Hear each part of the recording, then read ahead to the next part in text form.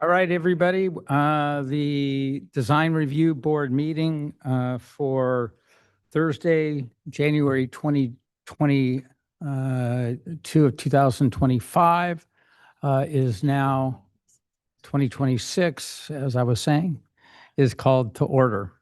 Welcome, everybody. Start with Paula. Could you call the roll?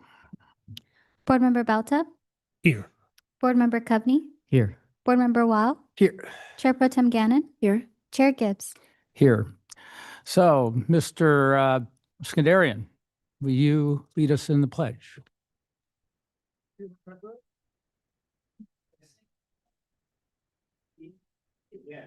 I pledge allegiance to the flag of the United States of America and to the republic for which it stands, one nation, under God, indivisible, with liberty and justice for all. All right.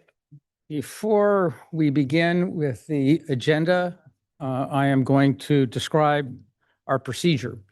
Many of you know it, but some of you may not, so it's important you understand. We will start the meeting with public communications, during which any member of the public may come to the podium and speak on an item that's not on the agenda, but within the purview of the Design Review Board, 2 minutes per speaker.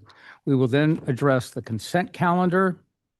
The chair will then consider requests to modify the agenda order and make any appropriate modifications. We will proceed then to the regular order of business. I will introduce an item, the address, the design review, and other application numbers being sought. During that time, the applicants will take their seat at the front below the podium. The board members will describe their ex parte communications, which are communications with interested parties prior to the meeting tonight. The staff will then make a summary presentation. The board will have the opportunity to ask questions of staff at that time. I will then declare the public hearing open. The applicant team will have 5 minutes to do their presentation. Members of the public will then have the opportunity to speak. We generally allow 3 minutes unless for various reasons we limit it. I don't see any reason tonight to limit it, so we will be proceeding with 3 minutes per speaker. The applicant will then have an opportunity for a 3-minute rebuttal. The board will then have an opportunity to ask questions of staff, applicant, and members of the public. Once those question and answer is completed, the public hearing will be closed and the board will enter into deliberations and discussions. Any action by the board requires a motion and a second and a vote of at least 3 of the 5 members. If any person residing with 300 feet of a project disagrees with the board action, they will have the right to file an appeal within 14 days of the board's determination. So with that, we will proceed with the meeting. There's 2 comments that the board's going to, or the chair is going to make at the beginning of the meeting, dealing with some house cleaning matters. First, one of the issues that's been kind of unresolved or open and a subject of much discussion is what's the role of the board and what discretion does the board have with respect to coastal development permits. The board under our coastal development plan is charged with a project that requires a coastal development permit to apply and make the findings, including various criteria. The question that was open was whether the board can consider subjective factors in applying the criteria and making the findings under the coastal development permit.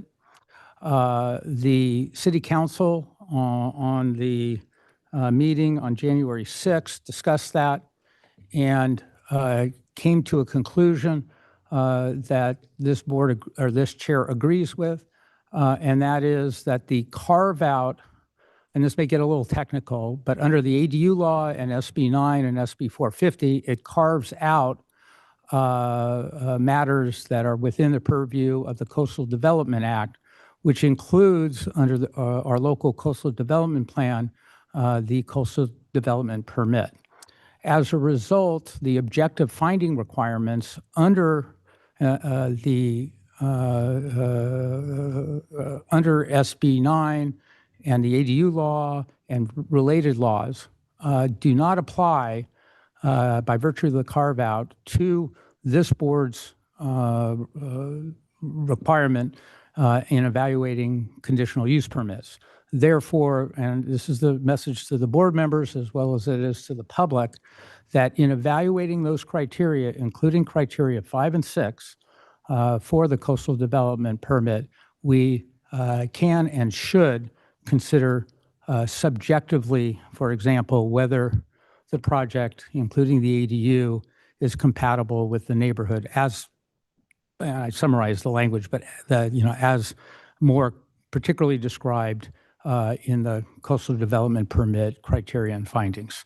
So that is an important understanding. And I just want to pass by Patrick. Did I say that Perfect. correctly? Yeah. Chair, so if I may add just a little bit of narrative, everything you said for the most part, is an accurate reflection, particularly to the savings clause in all of those aforementioned laws.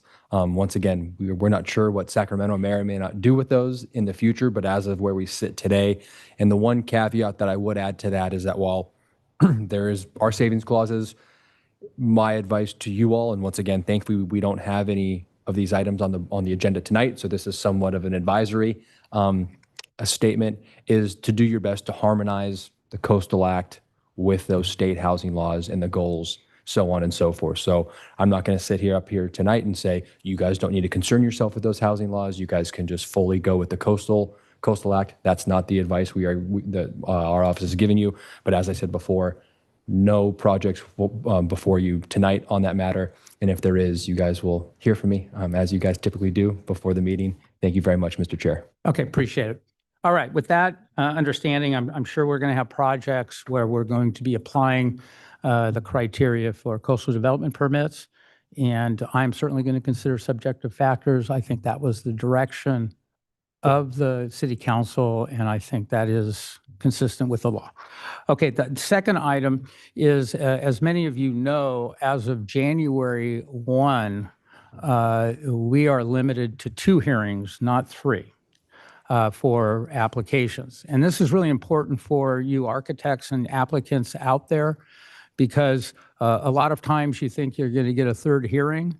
The city council has, I think, is it by way of an amendment to the ordinance, Patrick? I believe it's via resolution, Mr. Chair. Okay, resolution. We no longer can do 3 hearings, but are limited to 2. So it's really important that applicants understand our comments to the extent we don't approve a project on the 1st hearing, so that we can get it approved in the 2nd hearing. As I've always said, the role of this board is to approve projects consistent with the guidelines. Our goal is to get projects to be consistent with the guidelines and other applicable laws so it can go forward. So you got to really listen to us. We'd hate to, have to deny a project on the 2nd hearing when there's no ability to have a 3rd hearing. So keep that in mind. Now, there's a lot of projects, and I talked to Patrick about this, that had their 2nd hearing prior to January 1 and may not have been aware that this new rule was taking effect. And I've discussed this, and I think the position that the city is taking is that it's not going to be enforced retroactively before this board. So in other words, if you had your 2nd hearing prior to January 1, we can evaluate under the standards of good faith and the other requirements for a continued 3rd hearing. We will be able to allow 3rd hearing. But any project that comes before us after the 1st hearing after January 1 only gets 2. Patrick, you concur with what I just said? I do, Mr. Chair. Okay, thank you very much. All right, the next item will be Actually, we do the consent calendar before modification of the agenda. What? Oh, that's right. Thank you. At this point, we're going to do public communications. Any person, any member of the public who wishes to speak on an item within our purview, but not on the agenda, you can come up now. Seeing no one, we're going to do the, oh, I'm sorry. Go ahead. I have a question about what was just, so if a project was started in 2025 and it had one hearing then, and this is the second one in 2026, this isn't the final one because it didn't start in 2026, is that correct? That's correct. So if the project had its first hearing already, and actually, I didn't address this issue. Correct. Let's say you haven't filed for your second hearing yet. Are we still going to allow a third I hearing? would say that because once again, I have no idea. Go ahead and back up here. We would advise that it is only prospective. We have no idea if someone took the board's direction and got new plans, so on and so forth. So we are going to take the position that here moving forward, such that if you came in November of 2025 and you may or may not have submitted your plans yet, you guys would still be able to hear that item 2 more times. Does that make sense, Mr. Chair? So so it's really clear. If you filed and had a hearing prior to January 1, your first hearing, you will have the ability to have, you will have a second hearing if you like, and we will have the discretion to put it over for a third hearing. That But was if why- the yeah. application was filed, or if the first hearing was after January 1, only 2 hearings. The project that I was interested in, there was a meeting in November and they couldn't schedule it in December, so it had to be carried over to the new year, and I had no idea about the change in the 2 versus I think 3. if it's being heard for the first time after January 1, it's subject to the 2 Right. hearings. And then, and Chair, we would just advise, and once again, this is helpful and informative. And if anyone has any questions, direct them my way or Bill. This is good to, have it, but we don't want to kind of go project by project up here, kind of on the dais on the free flow. Anyone have any questions, reach out to Bill. Well or said. I myself. think the board said enough on Right. that subject. Okay, any other person wish to speak? Seeing none, we will go to the consent calendar. There's one item on the consent calendar. It's item 4.1, Design Review 2025-1932, variance 2025-1933 for 645 Buena Vista, Laguna Beach. Now, does anyone want to pull it from the consent calendar on the board? Any member of the public desire to pull it? All right, seeing none, do we have a motion? Chair, I'll move item number 4.1 on the consent calendar as proposed. I'll second that. Paula, could you call the roll? Board Member Bauta, Yes. Board Member Coveney, Yes. Board Member Wall, Yes. Chair Pro Tem Gannon, Yes. Chair Gibbs. Yes. Motion is passed 5-0.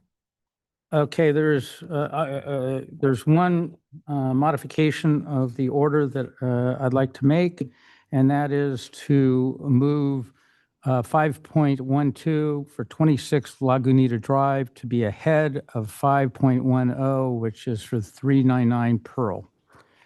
Any objections to that? Any other requested modifications? Okay, with that, I will next proceed with various continuances. So let me do that as first of all, I'll announce the agenda item and the continuance date, and then I'll put it open for public comment, and then we'll close the public hearing and have deliberations and motion. Yeah, do them all at once. Okay, so listen in the public. If you want to speak on any of these, you'll have an opportunity to do so. These are just continuance. First one's 5.12550 Park Avenue, Design Review 25-0337, continued to April 23, 2026. 5.2 is 585 Nice Place, Design Review 25-2366, continuance to a date uncertain. 5.3 is 465 Monterey Drive, Design Review 25-1600, Coastal Development Permit 25-1599. and revocable encroachment permit 25-1705, continue to a date uncertain. 5.4 is 950 Baja Design Review 25-1195, continued to our meeting on February 12, 2026. And lastly, 5.5, which is for 1199 Temple Hills Drive, Design Review 25-1619, Coastal Development Permit 25-1777, continued to a date uncertain. Chair, if I could just note for the record, item 5.1 for the Park Avenue property. Yeah. Just wanted to note, the staff report did indicate a continuance date of March 12th, but staff had a conversation with the applicant this afternoon in which they requested the April 23rd date that you noted. I just wanted to make sure that was clear, so there was no confusion between what the written record and the spoken record said. Thank you. Thank you very much. Appreciate that. Okay, I'll open the public hearing. Any person wish to speak on any of those? Seeing none, I close the public hearing. Any, Just on the continuance. You can only speak on the continuance, not the actual project. right, it's just a continuance. No one stood up. Okay. No, No. no, sir, you're. Come comment. Yeah, you come speak. Yeah. Wait, you can come up to speak. Keep in mind that you need to limit your comments just to the continuances on those projects. After I spoke, I sat down and I didn't hear what you said immediately after about 399 Pearl. So that's why I'm up here. Okay, oh, So it's still on tonight. oh, yeah, yeah. Yeah. Okay, any deliberations? Do I have a motion? Chair, I make a motion to approve 5.1, 5.2, 5.3, 5.4, and 5.5 for continuances as mentioned. I second. Paula, please call the roll. Board Member Belta, Yes. Board Member Coveney, Yes. Board Member Wall, Yes. Chair Pro Tem Gannon, Chair Yes. Gibbs. Yes. Motion is passed 5-0.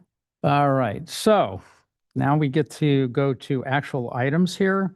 The first one I will call, if the applicant can come up, it's 5.6 for 2495 Monaco, Design Review 25-2392.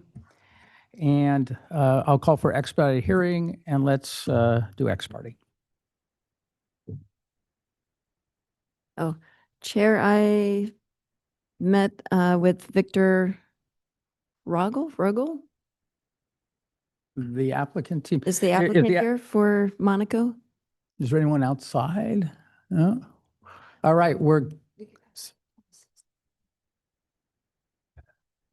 yes, the applicant, I'm not seeing him. All right, we're going to put that later in the order. And we'll go to the next one, which is 5.7, 1025 Cortez Avenue, Design Review 25-2268. Are they here? All right, strike two. We'll again continue that to later in the agenda. The next one is 5.8, 1215 La Mirada Street, Design Review 25-1613. Is the applicant here for that? Thank Photo you. finish. All righty, and I'll call for expedited, and can we have? Yeah, I went to the site and met with Todd Skandarian. I also met with Todd Skadarian and visited the site. And Chair, we are waiting for the planner on that one. I see her. Yeah, Bill. Chair, I spoke with Todd Skandarian and I bumped into the owner as well. Spoke with Todd Skandarian, visited the site and met with homeowner Richard. And I visited the site with Todd. All right, as soon as we get our planner in place here, we'll start with an expedited hearing, please. Sorry, thank you. Hi, item 5.8 is a request for design review 2025-1613 at 1215 La Mirada. Next slide. The property is currently developed with a single family house. Next slide. Design review request is for a mid-level addition, deck additions at both mid and upper levels, and new windows and doors. Next slide, please. The project also includes new windows and doors for the mid-level addition. And the addition is in orange and the deck addition is in green. Next slide, please. Similarly, on the elevation, the orange is the addition and the green indicates the two upper level deck additions, one at the mid-level and one at the upper level. Next slide. In conclusion, the project does not impair any privacy and is compatible with the neighborhood as discussed in the staff report. Next slide, please. Staff's recommendation is to conduct a public hearing and approve Design Review 2025-1613 and finding said action exempt from CEQA. Thank you. Thank you very much. That was perfect. Any questions of staff? Seeing none, Mr. Scuderian, you have 5 minutes. Thank you. I'm Todd Skandarian, architect for the project. I'm here with the owner, Richard Bisson. Staff's introduction summarized our request, and we'd just like to answer any questions. Thank you very much. I'll open a public hearing for members of the public who wish to speak on this project. Seeing none, I'll return to you. Mr. Scuderian, you have anything more to say? I do not. Thank you. All right. With that, any questions of staff or applicant? Seeing none, close the public hearing. Who wishes to begin? I'll start this one. I can find the project that meets the design review criteria. It's neighborhood compatible. The rear of the property, it's a modest addition on that side, and it is compatible to the other hillside homes that come down from Arch Beach Heights in that area. Mass and scale, view, privacy, view equity are all compatible, so I can support the project this evening. Emir, you want to go next? I agree with my fellow board member. This project's definitely approvable tonight. Jess? I agree. It's a modest remodel and addition, and it meets all the design review criteria, and I support staff's findings and can approve this project tonight. Nice to see you again. MJ? Yeah, I concur with my colleagues that it meets design review criteria and I can support the project tonight. Yeah, finally with me, I concur with tasteful and very, I think, beneficial improvements, modest improvements that do not impact the neighborhood and meets our guidelines. Does somebody have a motion? Chair, I'll move item number 5.8 at project location 1215 La Mirada Street, that the board adopts resolution 2025-1613, approving design review 2025-1613 for property located, I already said that, and said action exempt from CEQA pursuant to guideline 15301. I second. Call the roll. Board Member Belta, Yes. Board Member Coveney, Yes. Board Member Wild, Yes. Chair Pro Tem Gannon, Yes. Chair Gibbs. Yes. Motion has passed 5-0. Thank you. Thank you. Congratulations. Okay, is either 5.6, which is for the 2495 Monaco here, or the Cortez Avenue 5.7? Seeing none, we'll move on. Cortez is here? Oh, okay. Why don't you come on up? Monaco, let me know they're on their way. Just want to let the board know. Okay. Okay, I'm going to call 5.7, which is 1025 Cortez Avenue, design review 25-2268. Because there's a potential objector, I'm not going to do expedited. Ex parte, please. Chair, I had a site visit. Visited the site. I visited the site and spoke to the applicant. I visited the site. And I visited the site as well. Kate, go ahead. Good evening, Design Review Board and members of the public. I'm Kate Kazama, and item 5.7 is a request for a new in-ground swimming pool, associated mechanical equipment, and vinyl pole fencing at 1025 Cortez Avenue. Next slide, please. The subject property is located at the west terminus of Cortez Avenue and on the uphill side of Baja Street in the Arch Beach Heights specific plan area. The property slopes steeply at the west end of the property towards Baja Street, and there is no street connection between Cortez and Baja. The site is currently developed with a single-family home and an attached garage. Next slide, please. The slide before you illustrates the proposed site plan. The applicant is requesting design review to construct a new in-ground swimming pool at the level portion of the rear yard shown in blue, install the associated mechanical equipment shown in yellow, and construct vinyl pole fencing shown in the dashed red line. Next slide, please. In terms of public correspondence, 2 public comments were received in opposition of the project with concerns related to noise and water conservation. Overall, staff finds the project complies with all applicable development standards and design review guidelines and is compatible with the surrounding development without resulting in significant privacy or noise impacts. Next slide, please. Accordingly, staff is recommending that the board conduct a public hearing and adopt the attached resolution approving the project in a categorical exemption pursuant to CEQA. This concludes my presentation. Thank you. Any questions? All right. Are you Mr. Nunes? I'm representing him. Okay. One of the things, what's your name? My name is Mike. Clendenin. Okay. I had sent an email to Mr. Nunes to do a site inspection with him because of the potential noise complaints. Will you communicate with him that it's important to respond to those emails from the board in Laguna Beach to arrange a site inspection when there's an issue? Yes. I was not able to do that, so I just drove by, but pass that along. I don't, no members of our board like to be ignored. With that, I'll open the public hearing. You have 5 minutes. Okay. I don't have anything to say. I think it's pretty self-explanatory. I'm filling in for him. He had an emergency this evening and came in. So I normally don't do this kind of thing. So You work for it? I don't have anything to say. I do the sales. I do sales, but he typically handles everything after that. So All right. unless there's any objections, then I probably don't need to speak about it, I don't think. All right. Any members of the public wish to speak? Seeing none, I return to you. Anything more to add? I didn't think so. No. All right. Any questions? Chair, I've got a question for the applicant. The surround around the equipment, is that made of the same vinyl fencing or was it fully enclosed? I'm sorry.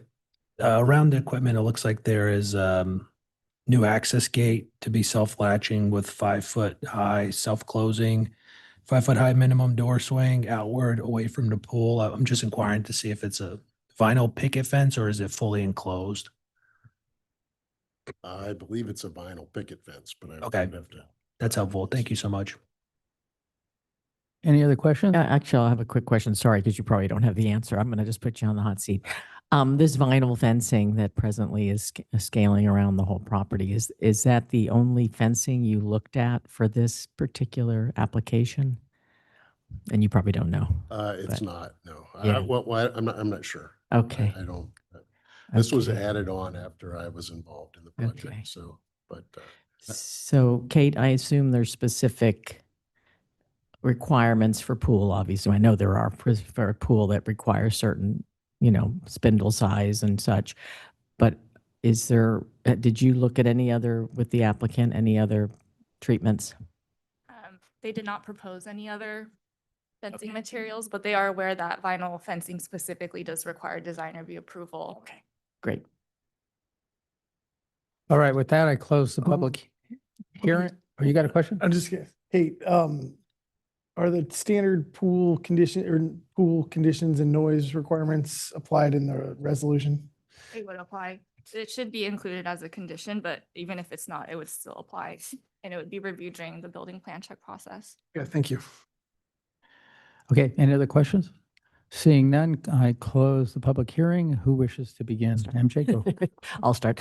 So I don't have a problem with this pool. I don't have a problem with the noise. I think it's, it's a small pool area and noise is a difficult one to really focus on.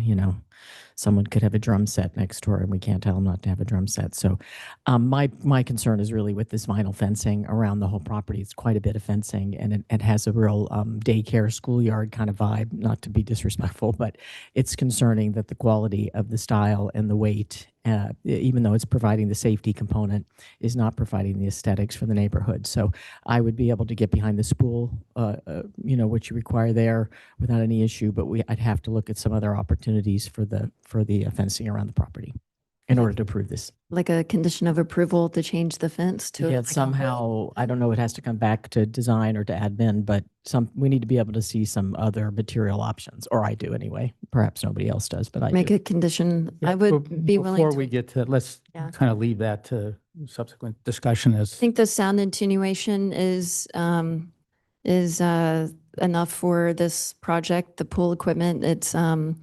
But I agree, the schoolyard thing, it just isn't working. It's not neighborhood compatible. I think it could be better. I'd be willing to approve this project with condition of approval that you can work with staff or hear what the other board members have to say, but have a change of material from the fencing. Okay, where I come from is the same as my fellow board members. I could not approve that fence in that location, at least not without seeing, a real quality. It impacts the quality of that area. I don't see any comparable fencing. Plastic fencing is generally not the standard in Laguna Beach, and particularly in this area. I think given that that's one of the design review requirements for us to consider, I think since we're asking the applicant to come from scratch here, I think that they need to propose something, particularly how much fencing. With respect to the pool, I'd like to get in the backyard and just to make sure the pool's not an issue. I don't see it being an issue because particularly you have it on the street side. You're really kind of a corner lot there. But if the board decides to continue this, to have a review of the fence, I'd appreciate you letting Mr. Nunes know. I'd like to see the backyard before it comes back for hearing. Emir? I agree with my fellow board members. I'm open to either seeing it again or subject to city Condition of purview. approval. Yeah.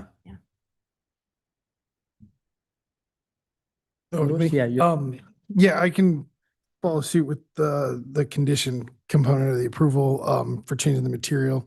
I just wanted to make sure that the fencing that Amir was bringing up around the equipment is more solid in nature. And it should be solid to meet the sound attenuation requirements. Yeah, I agree with that too. So as long as we note that component, that fencing needs to be solid. Material wise, I'm comfortable with staff finding the appropriate materials. Do you want to, it sounds like at least four board members agree, and since four do, so do I, making it five. Am I being, Louis, you want to give a shot at the condition? Really, you're going to condition this and leave it Yeah. to the city to? Yeah, because We've done it we have before. 3 board members who Yeah. want to do it as a condition. I don't have a big issue with We've it. done it before. Materials change. And They may not. board, everyone needs to have their mics on when you guys are deliberating. Sorry, if the pool requires a fence, Correct. property's entitled to a fence. And the materials is what's the challenge, I think. Yeah, Is that what I'm understanding? let me just do point counterpoint real quick is, it's really our job. It's a subjective determination to see what fence fits within that community. I'm not sure that it's consistent with the rules, and this is a question. It's not intended to be rhetorical. Yeah, I'm not sure it's within the staff's discretion when it's something subjective that we should be deciding. And so, Mr. Chair, if I may, Yeah, go ahead. there's always kind of that gray area, which you're kind of putting your finger on the pulse on. My advice would be that if there is sufficient direction and kind of parameters for staff, we would potentially be okay with it. A general direction of, we don't like this one, make sure it's better the next time, you're right, probably fall short, and staff would request either it come back to the board or more. Yeah, I don't know I didn't look at the other fences up there to see what one would be compatible. But The that, style could be there, but if it was done in wood versus vinyl, it would look a heck of a lot better. like a wood picket fence? Yeah, no, the balcony rail has wood with glass inlay. I think that's good Yeah, suggestive. but you're not going to have ground level glass inlay, right? Or Yeah, I would you? guess it would be a little odd, yeah. I've seen, we're doing, picket railing and it's done nicely, but actually I'm good with it. I don't think that we always, I don't know, let's hear what you have to say. Make it a quality. Yes, Can we suggest a non-vinyl? Bill, is the fencing, does it need to go out that far? Or could it be just around the pool area that's the safety fencing and then the yard can be left without extensive fencing? From a planning and building code standpoint, Yeah. it could certainly be the fencing could certainly be held closer to the pool. So we could do a standard metal spindly type fence around the pool or, You could. I mean, the fence is going to be subject to, city standard height requirements Yep. as well as under the building code. There is at least a maximum 4-inch gap between the spindles, right? So that a sphere that's 4 inches in diameter can't pass through that. If it meets those requirements, it'll comply with city code, but then we have the discretionary aspect of the material and. So what if we compatibility. give them the option of either natural wood or cast iron or something? This is my suggestion, guys. Let's get this on for the next hearing. We'll put it up first. yeah. And I it's just agree. a quickie. You I guys agree. have already been to the project. You I can concur. tell. I concur. I'd like to see the backyard, but I just want to do this with a minimal amount of pain. No, I think. But you- to come up with another option besides this vinyl fencing around your yard.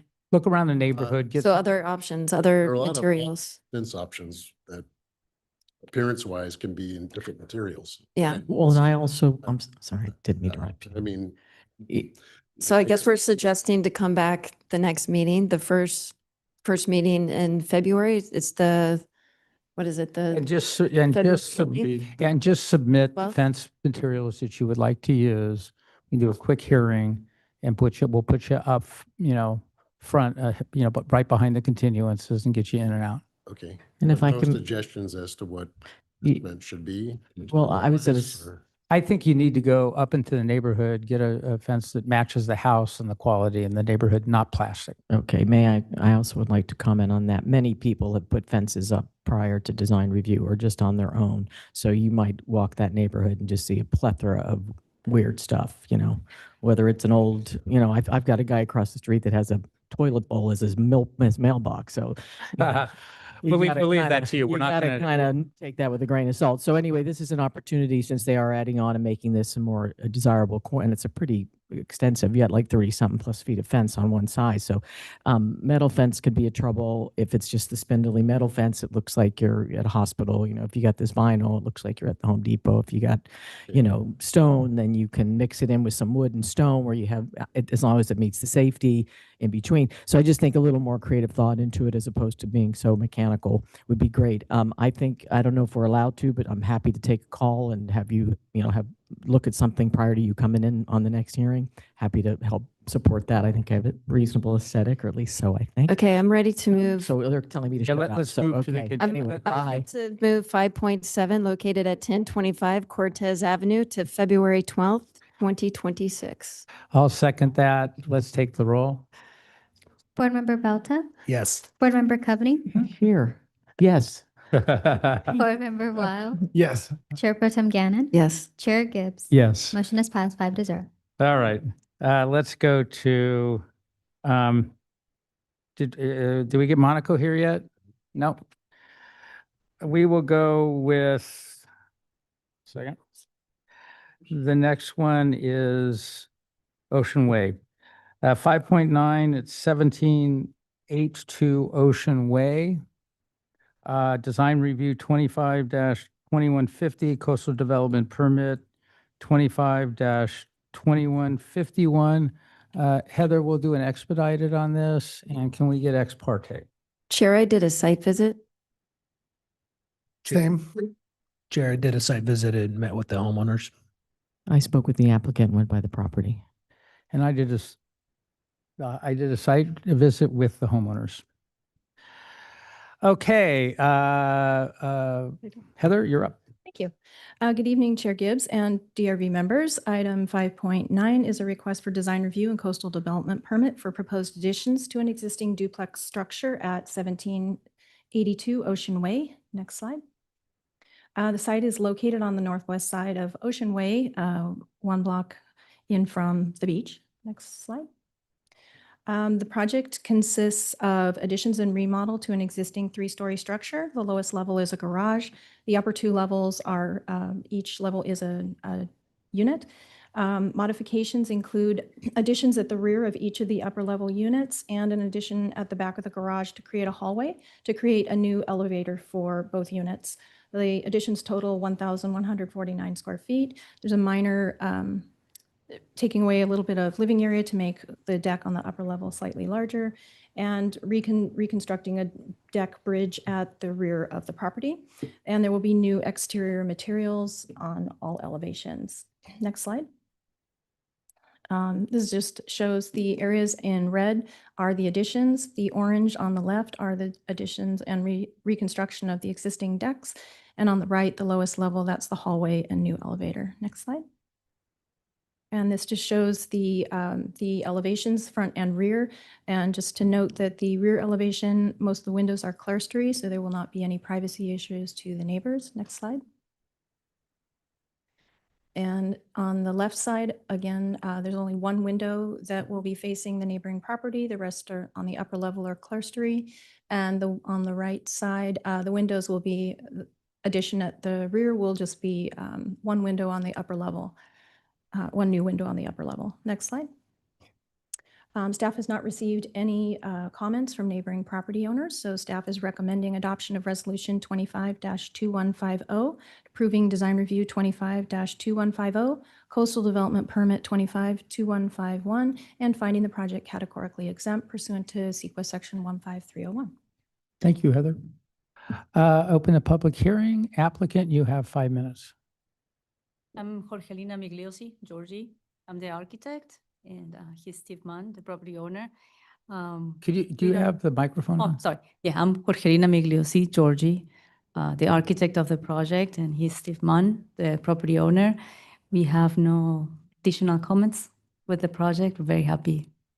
Thank you very much. We're open if there's any comments. Okay. Any members of the public wish to speak on this?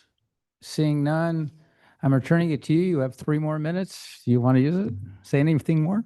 I have nothing else to say. Okay. Does any board member have any questions of staff or applicant?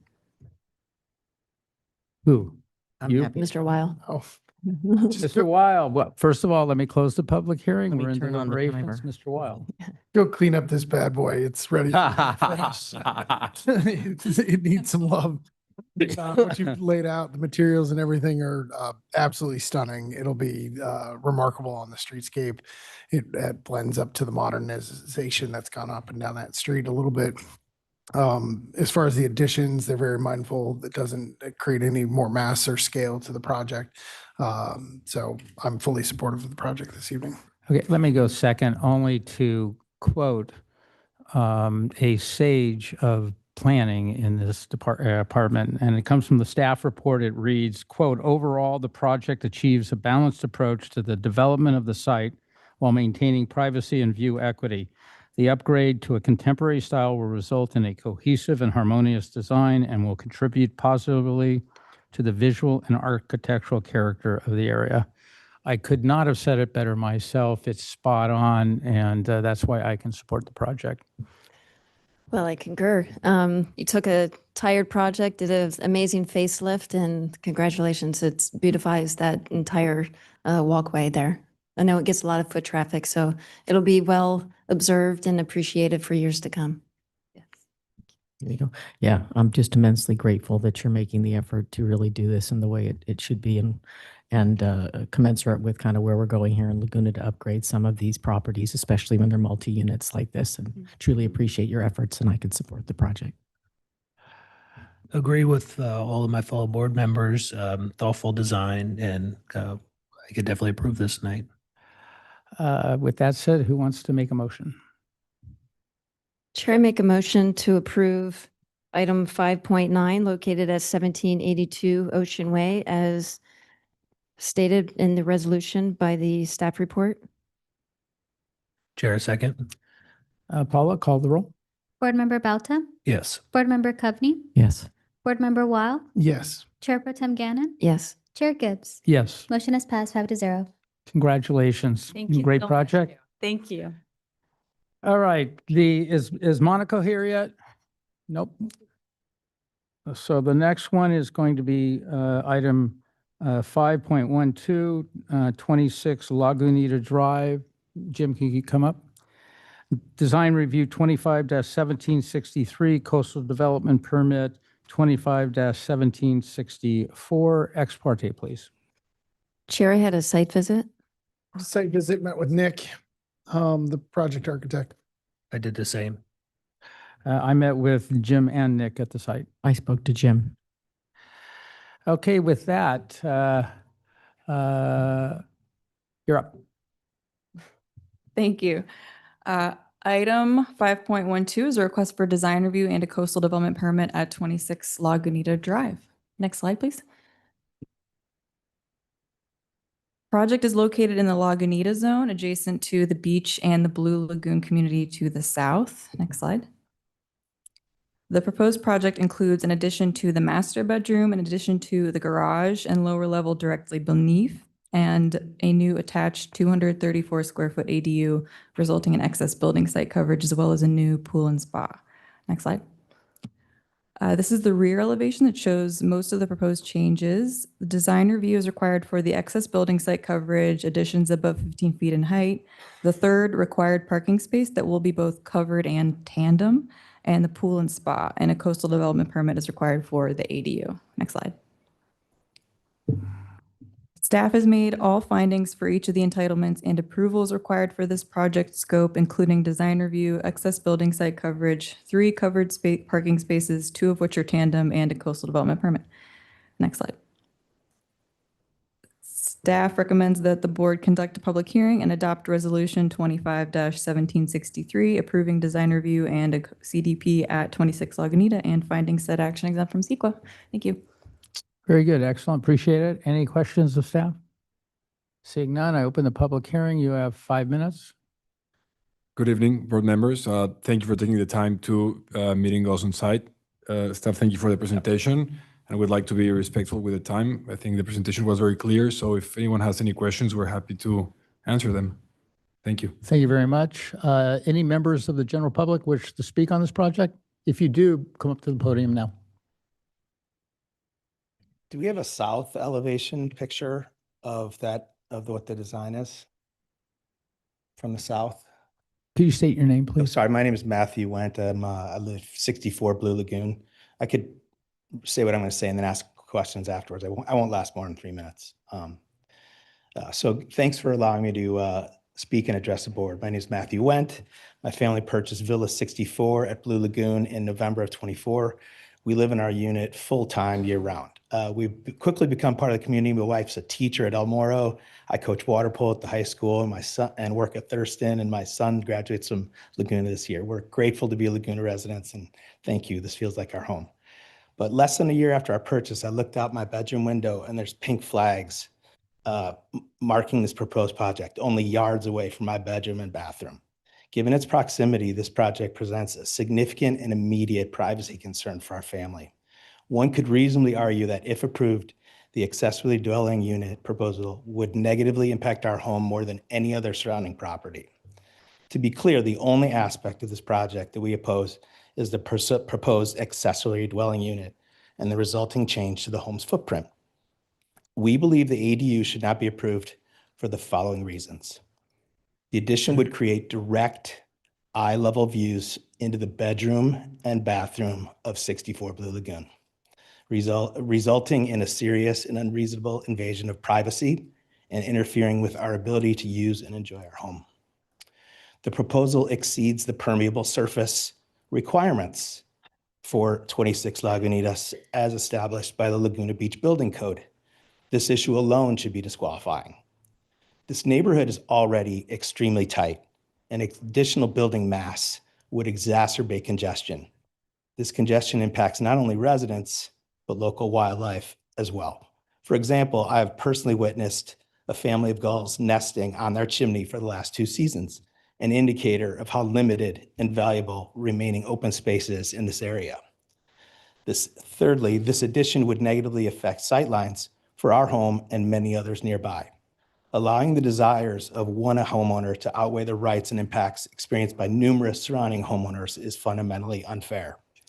We respectfully ask that the board deny approval of the accessory dwelling unit. The proposed addition footprint change would negatively impact surrounding homes, worsen crowding, and create serious privacy concerns for multiple adjacent properties. This is already a highly congested living environment where noise reverberates and open space is scarce. necessary, and deeply valued by the community. Most importantly, the project fails to comply with the City of Laguna Beach's permeable surface requirements.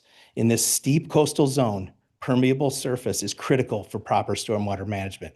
As extreme weather events become more frequent, this proposal risks destabilizing the hillside and altering drainage patterns. Your For- time's up. For these reasons, we urge the board not to approve the ADU. Thank you for your time and consideration. Thank you much. Any other speakers? Nicholas, can you do a reply including as to the permeable surface requirement issue? Sorry, I did not get that. I want to start your time. The member of the public complained that you exceed the permeable Yes. surface requirement. I'd like you to Yes. speak to that in your reply. Okay. So, Sandy, we could go to the south elevation on the presentation, please. Yeah, thank you very much. So, there's already two existing windows. Sorry, not the south. It would be the east. East. Thank you. South, yeah, east. So the existing elevation already has two existing windows on the garage, and there is one window on the existing bedroom that we are proposing to expand. The lower window from the pictures that we were able to see from the Blue Lagoon perspective, it's currently obscured by the existing vegetation, so we believe there's not a privacy issue because those plants are very dense and they cover pretty much everything. And regarding the two main windows on the garage, if the board would like, we could propose obscuring them. That's something we would be open to do. And Kim, would you like to mention? Yeah. Please, Yep. yeah, The plan. you're not up. It's the applicant's time. Yeah, the east elevation is the elevation that faces his property where you're seeing Yeah, it. we get confirmation on the elevation. Should be kind from of the, southeast, I guess. Speaker, just because he had mentioned south and the one they're looking at is east. I understand it as east, but I'd like to hear from the public.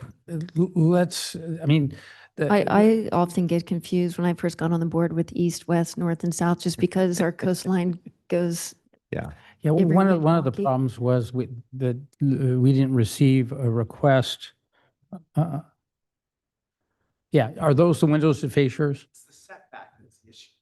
Coming 5 more yards out. From that side. Hang on, Chair, I think Yeah, let's open the public hearing just to have. Just a little clarification. Your Come up to the- issue is the side of the, Hang on, sir, please come to the thing and only answer the questions directed to you by your the. issue is the side of the house that faces Blue Lagoon. Yes, I'm the Okay. nearest The property. yeah. ADU is High on level. the other side of the house. No, the pink flags are coming out. Right, towards but my- that's not. I don't want to get into a That's debate. not the ADU on the drawings. It's the garage expansion and a bedroom expansion. Yeah. So That's- I'm just clarifying those elements of the drawings. Okay. We understand where Then your I posed the cons- garage, you're we right. understand where your concern is, Yeah, but it's the the south side. references you're referencing don't match with the plans that we're referencing. Yeah. I apologize. Just give us a minute and we'll talk through the plans. We understand where your concern's coming from. Yeah, I mean, from going out to the site, the only side of the building that is facing Blue Lagoon is what Nicholas was showing. So let's go back to that. You were talking about obscuring the two garage windows. Yeah. Why don't you go back? Let's go back to the reply. Start the reply again. No more discussion from the public. Let's complete that. And then if board members have questions, they can ask. Go ahead, you're on. Why don't you go back to the east elevation if you could, Sammy? Yeah. So the graphic on top is the existing elevation. You'll see there's two small windows in the garage. And all we're doing is just keeping the same windows and just moving them a little bit closer to the property line. And then on the bottom, you can see there's a bedroom window and then, oops, what happened? Oh, here we go. On the bottom, you'll see there's a bedroom window. We're making it a little bit bigger and in the bedroom. And also it's moving a little bit closer to the property line. We didn't really see a privacy issue from the bedroom because it's obscured by a large bird of paradise. The garage windows, we're happy to obscure those, but we would like to have the light in the garage. So what about the permeable space? We actually don't have a permeable surface calc on the plan. I was just looking for it to see. Maybe Sammy could tell us. Sammy, did the you look at percentage that? is. And where are they? I was a little confused by that. I'm not sure if building site coverage was what was meant, because that was what I was reviewing, building. Yeah, site I know coverage. there's a building site coverage issue. Right. I don't know that there's a permeable Yeah. space issue. I didn't review a calculation for that, 'cause that's not part of Yeah. my personal. Okay, there's review. no evidence in the record on Okay. that. Why don't you go ahead, complete your reply? Okay, great. We can, like I said, we did, I just wanted the board to know that we were made aware of the email from the neighbor in Blue Lagoon, gentleman that spoke.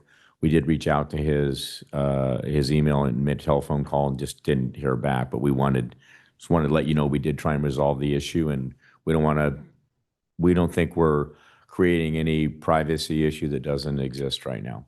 Thank you. Thank you very much. Any questions of staff, Yeah, yeah. applicant, or members of the public? Did we lose MJ? What? She had a coughing fit. Okay, why don't we hold off until she gets back, because I want to make sure she doesn't have any questions, and then we'll go into deliberations. No, thank you. Oh.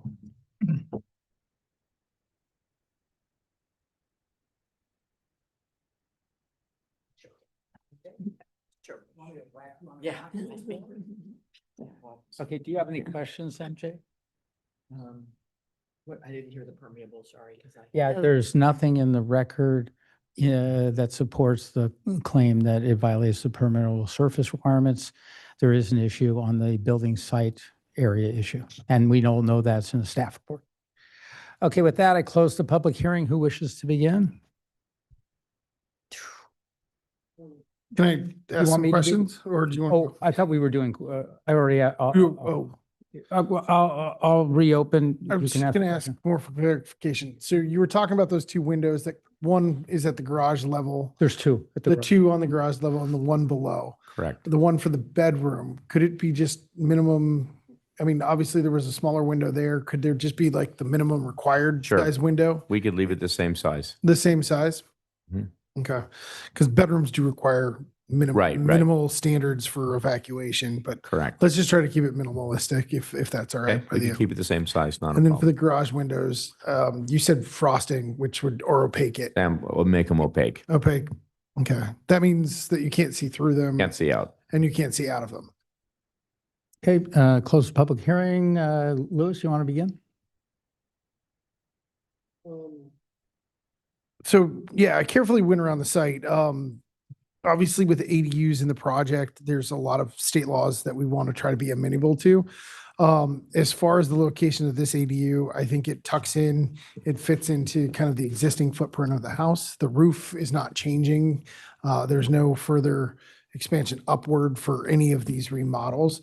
The outward one that is going, towards the Blue Lagoon side, I think is minimalistic. It does, tandem parking really is the only other option for this size lot or, access component to this lot. Given that it's at the end of the street, there's no place for it to reasonably put a third side-by-side car garage. So I think this was actually kind of a creative solution. Yes, the bedroom would get a little bit closer, but I think if the windows remain intact to the same size of the same size of the existing structure, honestly, I don't think the privacy component would be any different than what exists today. From a view standpoint on that side of the house, really the house blocks most of that. Even to try to look down through the driveway or as we came down the side of the house, the curve doesn't really create any view impact to the ocean or to the whitewater that I could tell that was significant. So for me, the project's small in nature. The ADU meets some of the housing laws, and I can be supportive of it, but I'm amenable to hear how my other colleagues feel about it. Yeah, I agree with Board Member Weil. There's not enough of an impact. I'm just going on this photo to claim a view impact. So I think view equity has been achieved. As far as privacy, whether you shorten that window or kept it as you proposed, there's no privacy that's not already there. I concur with that. So, but I can support if that's the board majority of making that window smaller or the size, keep it where it is now. And yeah, I concur. I can concur with everything else that Board Member Weil said and concur with the findings in the staff report. I think all the findings of fact can be made, and I'm ready to support this project. Jess? No. Or should we, M- MJ? Emer? I agree with my fellow board members' comments and Lewis's comments pertaining to the window for like and kind and the opaqueness. I think that'll suffice for any privacy concerns along that panel. I could approve this project tonight. MJ, you want me to go next? All right. I concur with my colleagues. It's a modest and attractive project. It's definitely neighborhood compatible in terms of mass and scale. I walked the project looking for because we didn't get a site request to visit any of the other Blue Lagoon properties. I believe I reached out and left both a email and a cell phone to Mr. Wendt and did not hear back for the purpose of seeing his place just to ascertain exactly what the privacy was. So I wasn't able to see it from his standpoint, but I was able to see it from walking around. And you can see the birds of paradise in this picture totally block the downstairs. I would not require you to reduce the size of the downstairs window or make it opaque. And I would encourage my colleagues to similarly find, notwithstanding the generous offer, to do that. With respect to the upstairs, I think the offer to make them opaque, it's a garage, that's fine to do. It provides an element of privacy, assuming this is the viewpoint from Mr. Wendt's property. So I see no view equity issues. I see no privacy issues. With respect to building lot coverage, it's a very modest increase. It exceeds the max, but it goes from 44.4 to 48.3%. It easily meets the standard of preserving views, preserving privacy, reducing heights, or maintaining neighborhood development patterns. And here, the neighborhood development patterns is most applicable in my mind, particularly in terms of the size and scope of the project, the minimal amount of increased site coverage, and the need for the parking requirement done and I echo Mr. Wiles' comments, done in a very creative way with the tandem parking. Then the last issue is the CDP. I think all the findings can be made for the CDP. It is a lower level ADU, and the criteria, including criteria 6 with visual compatibility, is easily found here. And for that reason, I support the project. Again, I would not require the lower level window to be reduced. I don't see any reason to do that. MJ? Yeah, I'll be brief and just say I concur with my colleagues. I usually don't like to expand too far into the square footage on the lot coverage, but because there is no view impact and the privacy as they laid out is not a concern here, I can support the project tonight. All right. Well, let me make a motion. And the motion would be that the board adopt resolution 2025-1763, approving design review 2025-1763 and coastal development permit 2025-1764 for the property located at 26 Lagunita Drive, and find said action categorically exempt from CEQA under 15301. With the only condition being to make the 2 garage windows opaque. I'll second that. Paula, call the roll, please. Board Member Balta, Yes. Board Member Cubney, Yes. Board Member Weil, Yes. Chair Pro Tem Gannon, Yes. Chair Gibbs. Yes. Motion has passed 5-0. Congratulations. Thank you very much.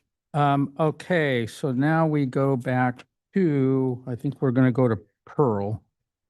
Is Monaco's here? If you are, raise your hand. Come on up, we'll get you done. Chair for 2495 Monaco, I met on site with Victor. All right, let me call the project. You've done your ex parte. It's 5.6 at 2495 Monaco, design review 25-23 92. Other ex parties, please. Yeah, I drove by the property and spoke to Victor. I visited site and met with Victor. Same. Same. And Daniel, could you do this expedited, please? All right, good evening, commissioners. My name is Daniel Bethanize. The project is located in the Irvine Cove neighborhood. They have received HOA approval there. They are doing design review for a swimming pool, a new relocated driveway, and tandem spaces within the garage. And staff finds all the findings to be made and that it meets code requirements, and therefore we recommend approval.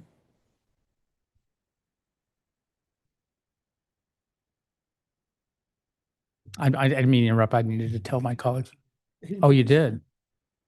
Could you do it again? It was too quick. My goodness gracious. Well, that when I said expedited, why did You said expedited. I that delivered. expedited? I delivered. All righty. I open the public hearing. Applicant, you have 5 minutes. Is this how I start? Thank you very much. I do have a presentation in front of you, if you wouldn't mind looking at that for a brief second. And honestly, I'll just take a brief second too. Thank you. If we wouldn't mind going to the next slide, please. Oh, I get music too. Well, first of all, I do want to apologize for one reason. I know most of you guys got a chance to visit the site, but as you saw, it was nothing but a driveway. I wish I would have had, a shelter cover area to welcome you properly, but that's not the nature of the existing house. As you saw, the house is basically a driveway. It's not welcoming in any respect. So next slide, please. What I will not touch base on is all the benefits and improvements that this project actually brings to the fabric of the community and the city of Laguna Beach at large as well. I'll skip on most of these, and to be brief, if we can go to the next slide, please. There are 3 basically key elements that are driving this project. Number 1 is that there is an existing 2-car garage, which is pointed to on the left of the screen by the 2 arrows, and another existing opposite to the other side 2-car garage. So the goal here was basically to adaptive reuse is the keyword that we're using here, because honestly the house it has good bones, for the lack of better words. And aesthetically, it has good bones too. So it was like, how can we possibly improve an element of design that's already elegant and even make it better? So as you saw, the internal courtyard was a driveway. And so it just seems logical that to keep in the spirit of Laguna Beach, why not consolidate the garages to basically one side of the house, reduce the driveway and decrease the length of the relocated driveway. So what that does, it actually opens up a canvas that then we can work with. Next slide, please. And so instead of having a driveway, now we have the elegance of an internal courtyard, and an internal courtyard that does not affect the neighbors. We have HOA approval for this design. And, we're very mindful of the location of the the ACs, the pool equipment, all those elements. Next slide, please. And so in essence, what we end up having, as you can see, is the pool in the center. What we're doing is we took some space out of the existing building footprint to create the extra parking space. So we get 3 parking spaces on one side. And so we're, in essence, are not doing an addition to the house. We're doing a conversion of existing spaces. And the addition is very minimal. I think the conversion of the spaces in total is about 437 feet, but it's just a swap for a swap. Next slide, please. But I do want to point this out to you guys. I'm sorry, if you don't mind, is that if you look at the arrows, those are existing roof elements that are just not congruent with the style of the residence. So in essence, by removing those, we provide a benefit to the community that was not being asked for, but we make a better building and we give something back to Irvine Cove as well. Next slide, please. And we have HOA approval, and I think the reason why we have HOA approval is because this is an excellent project for Irvine Cove. We meet all the standards of view equity, privacy, character of the building. Next slide, please. Which in turn also gives us compliance with the general plan of the city of Laguna. We're consistent basically with pretty much every element that is in the design guidelines as well. Next slide, please. And I think that was brief enough, I hope. Perfect. Thank you very much. Any members of the general public wish to speak? Seeing none, I return to you. You have 3 more minutes if you want. I volley back to you if there are any questions that you guys have for us. All right. Any questions from the board? Seeing none, I close the public hearing. Who wishes to begin? Jess? Gentleman down there. You want to begin? It's a beautiful refresh of the old building. Height's not changing. The aesthetics of the structure going to be enhanced significantly. The HOA is supportive of it. It'll fit beautifully into Irvine Cove. So for me, it meets the criteria and I can support it this evening. And I concur. It's a minor improvement, but major what you're doing. It adds to the value of not just your property, but the community as a whole. It's a great project, and I look forward to seeing when you finally get it done. I concur. It's a smart redesign, and it meets design review criteria, so I can easily support the project tonight. Thoughtful design. I can definitely concur with my fellow board members. I can approve this project tonight.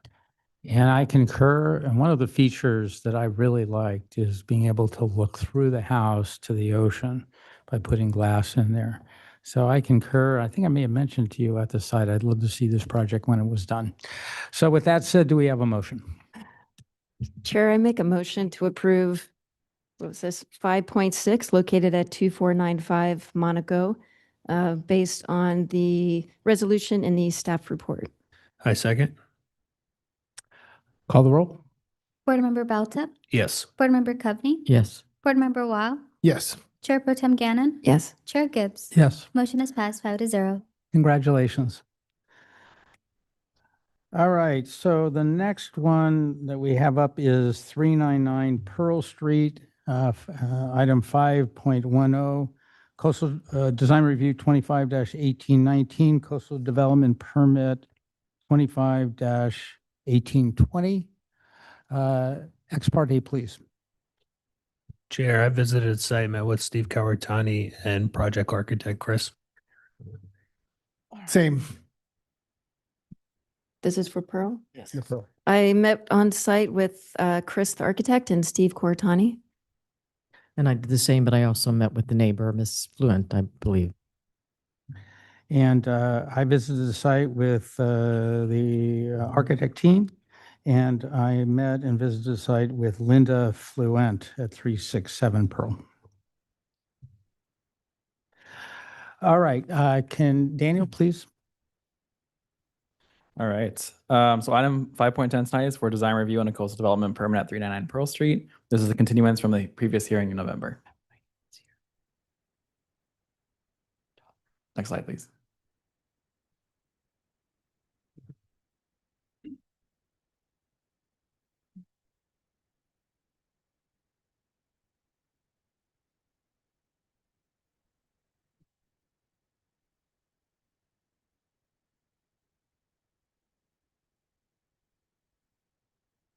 What's that?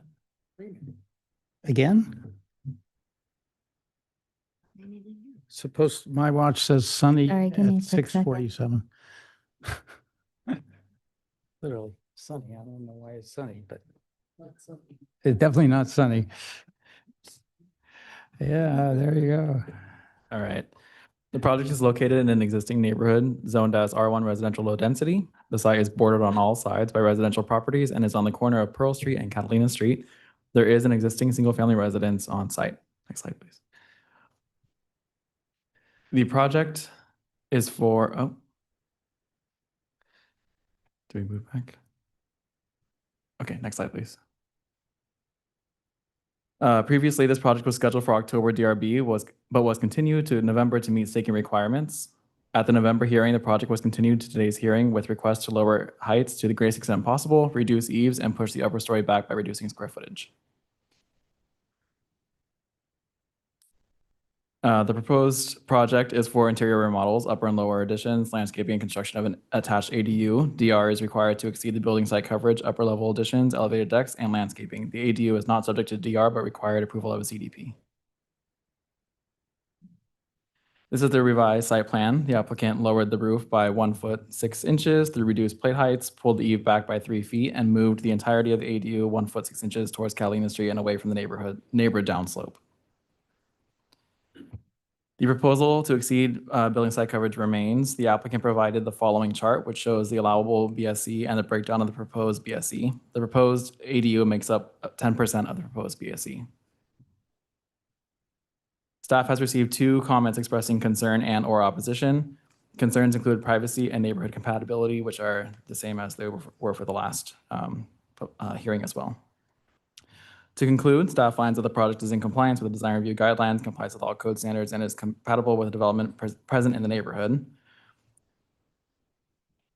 And with that, staff recommends approving the resolution approving design review and coastal development permit and finds the project exempt per CEQA guidelines.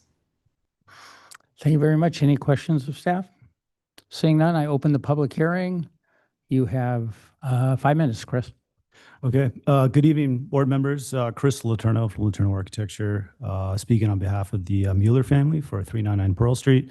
Again, I appreciate meeting you guys all at the site. Always love the collaboration of working through some of these challenges. Just to jump right in, and obviously based on. Hold on a second, your time. Go ahead. I haven't called you up there yet, so you'll have your opportunity. You can resume the time. Go ahead, Chris. Obviously, took board members' commentary very seriously.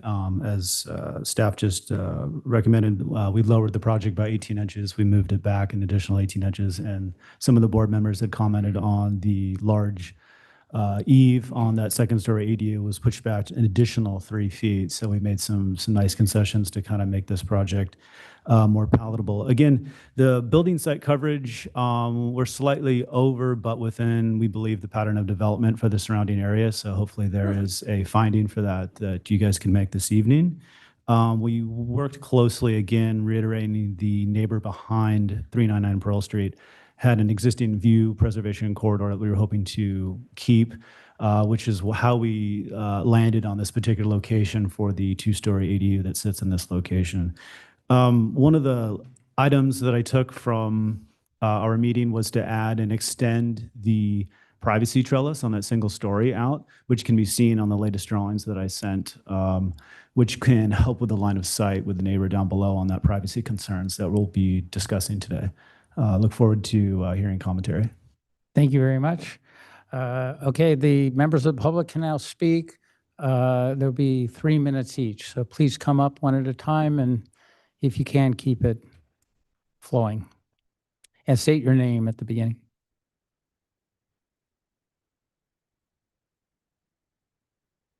Good evening. My name is Linda Fluent, and I'm delighted to have my son, Mark Fluent, and Justine Fluent. They've been a big help to me in putting together my response to the request. In any event, I also want to thank Mr. Gibbs and Ms. Coveney for coming out to my house and taking a look at it. But I have a very small house. I call it a peanut house. You can stand in the middle and look and see the whole place. And in addition, I have a delightful patio that I use a lot. I spend a lot of time out, I entertain, and the project that they're proposing is right above my patio, and it's 2-story, pardon me. It doesn't just take up part of it, it takes up the whole hillside. There's a lot of foliage and trees, which I really enjoy. So I think the last time I was at this meeting, Mr. Gibbs suggested to the applicants that they contact us and we try to collaborate and come to some reasonable understanding and working project. But we haven't felt that we've been included. I feel that way anyway. And I'm still not at all happy with the project. It's very overwhelming. I have a 2-story house on one side. I look out about 10 feet into a bedroom, a patio, kitchen and bath, etc. And now They're proposing to put up a two-story building on the other side. So I'm respectfully requesting that you folks deny this request. And with that, I'd like Mark, my son, to come up and make a few comments. Thank you. Thank you very much. Next speaker. Hello, board. My name is Mark Fluent. I'd like to read from the transcript from the November 13th hearing that we had here. 35 minutes into the hearing on this project, Chris Letourneau, architect, says, and then just to engage the building site coverage issue, Steve did a study of the surrounding area and came up with a 46% as the average building site coverage in the area. So we're pretty close. So when I can share that document with you, maybe that would help to kind of understand truly what the building site coverage and pattern of development is in that area. At 35 minutes and 52 seconds, Chair Gibbs says, we haven't had a chance to study that. I think you were going to send it to me and I didn't get it.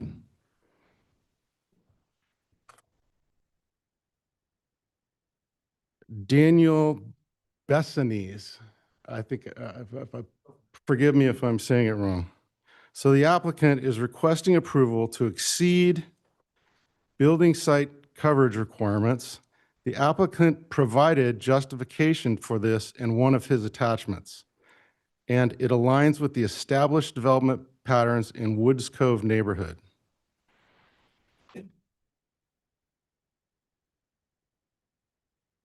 "18 minutes and 30 seconds into the hearing, Chair Gibbs, but what sets this project apart from others is the large request for increasing building site coverage, which is within our purview. In my experience on the board, I have not seen a request for that significant of an increase. Moreover, this is one, and I walk the neighborhood, one of the biggest houses already in the neighborhood. So you're asking for a significant increase in building site coverage. That rule is there for a purpose. And the purpose is particularly significant in Woods Cove area." I could go on. We looked at the document that was uploaded to public records and provided by the architect and the consultant. It's just completely misleading. I provided you guys with 63 real comparable properties, 6 full city blocks, including everything, every house in the area. The real coverage ratio is 28.4. This project is way oversized. Thank you very much. Next speaker. Hi, I'm Justine Fluent. And I do wish we had the visual of this because the cherry picking is remarkable of the properties that were used to get this high number that they said. Like I said, I'm the daughter-in-law of Linda Fluent, and the 399 Pro Group has shown themselves to be disrespectful and duplicitous in their insistence in violating the overall purpose of this design review board, protecting neighbors' privacy and limiting building size in Woods Cove chiefly among them. At the end of the first appearance on November 13th, like Mark said, this board directed this group to confer with us to discover a compromise that addresses the vastly oversized, privacy offending, surrounding property value decreasing 2-story ADU they proposed. In the following months, they made no such effort. They instead notified us just a couple of weeks ago that they had made minuscule and meaningless adjustments in inches when changes in many feet was needed. Of the paperwork they submitted to you, they assembled comps, like I just mentioned, by cherry-picking properties in a wide general area to support the violation of house size to lot size. Also in their justification for minor modification to lot coverage document that they sent to you, they do not reference whatsoever the 369 Pearl Street property in regards to the enormous privacy violation their 2-story ADU would commit. They insist again They again cherry pick properties and insist that the views and the privacy of those particular properties were not violated. This is like my saying that parking in my neighbor's driveway next door doesn't affect the houses a block away, so I should be allowed to do it. I've been of the mind to seek a compromise with this group in that they eliminate the second story, it's only a one-story, something like that, but now I'm in the mind that their entire ADU proposal should be canceled, should be denied. Protecting neighbors' privacy and maintaining the building sizes in Woods Cove is part of the design review board, is part of why the design review board exists at all. And I do hope that you'll continue to protect it, because it's not just for us now, but for, generations to come. And I have to say, I'm very, very disappointed at the duplicitousness of these documents they sent you guys, upon which, when you have a lot of properties to look at, you're supposed to make your decisions. And if you look at the document that Mark showed you, even just the visual of what properties they picked and the 2-square block that Mark did his figures based on. Thank you. Thank you very much. Any other public speakers? Come on up. Hi, my name is Mark Hoffman, and along with my partner Bruce Blomquist, we're the owners of 363 Pearl Street, which is directly south of 367. And Linda's been our neighbor since 1989. Our house is situated primarily on the east side of our lot, which is in direct proximity to the subject site. And after the Fluent family, we believe our home would be the second most significantly impacted by the work in question. Our master bedroom is located on the second floor, and it has its sightline, for the most part, is shielded from 399 by existing foliage, but the proposed plans would change that. And the current proposed additions also would severely impact our privacy on our outdoor spaces as well. So we are opposed to the application as it now stands, and we would ask for substantial modifications to address our concerns. Thank you. Thank you very much. Anyone else? Please come up now. All right, with that said, I return it to the applicant. You have 3-minute rebuttal.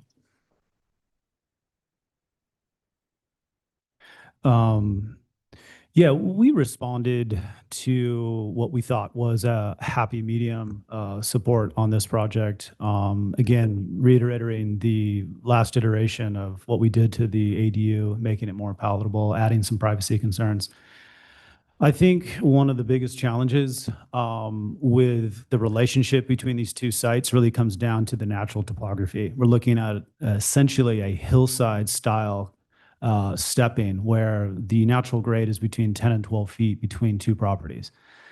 So inevitably, there's going to be what this has been described as a design that's towering over this lower property. This is going to be inherent when we sort of have this conversation. Anything that's currently on that site, even the pre-existing conditions of the second floor deck that exist, already look down onto this patio. These aren't sort of new conditions that are already being sort of made. So, I mean, I respect the Fluents very much. They've been actually wonderful to work with and collaborate. We did send them our proposed design, and they essentially wanted a single-story concept. It's something that we just couldn't meet halfway on. So the building site coverage is accurate. There's kind of a lot of things being said. So anyways, I'd love to answer questions for the board and move forward, please. Thank you. Okay, with that, any questions of the applicant, the public, or staff? Seeing none, I close the public hearing and I'll begin. First of all, I do recall that I and the board directed the applicant to meet with Linda Fluent and her family. The reason we asked for that meeting is because your project impacts her house so greatly. And I got to tell you, I'm very disappointed that didn't happen. Sending a plan with what I view as nominal changes is not meeting and trying to come up with a compromise that works for both parties. So I wanted to express that disappointment. Now on to the merits. The building site coverage is not a nominal increase. It's a significant increase here. You are at 47.78%, which is significantly greater than 39.50%, which is the maximum. And it's a big increase compared to what we normally see. Earlier today, there was one for about 3%. Sometimes we see 2. Now, the rule is a couple things. One is that it is an objective requirement that applies to ADUs. The second thing is that we can only modify it when it is necessary to preserve views, preserve privacy, reduce heights, or to maintain neighborhood development patterns. The purpose of this requirement, and it has a purpose, and the purpose is to protect neighbors in neighborhoods from mass and scale and privacy issues. We don't have mansions in this city, and one of the reasons why we don't, maybe I shouldn't say that, we do have mansions, but we don't have mansionization. We try to fight against it. And the way that one of the tools, and an important tool, is building site coverage. This board takes that very seriously. The last hearing, I expressed that I did not see a justification for the modification. I think there's more evidence that has come to light that further reinforces my view of that. Mark Fluent's January 21 email, and that's the email he just sent, provides a significant amount of information over building site coverage in the Woods Cove neighborhood. And by the way, one other point is building site coverage is particularly important in neighbors like Woods Cove, where it has a lot of history. There's a quaintness. There's a lot of small cottages. In fact, there's a lot of small lots throughout there. And to disrespect building site coverage really puts in peril not only property like Linda Fluent, but the small cottages and indeed, in my view, the overall character of Woods Cove. And it's our duty, I believe, as a board to protect that character. Now, the information that Mr. Fluent provided, which I did not hear any objection to on the grounds it was inaccurate, really explains where the building site coverage is. The average is clearly 28.6% in the Woods Cove area, which is the flat area of Woods Cove, not up Diamond Crestview.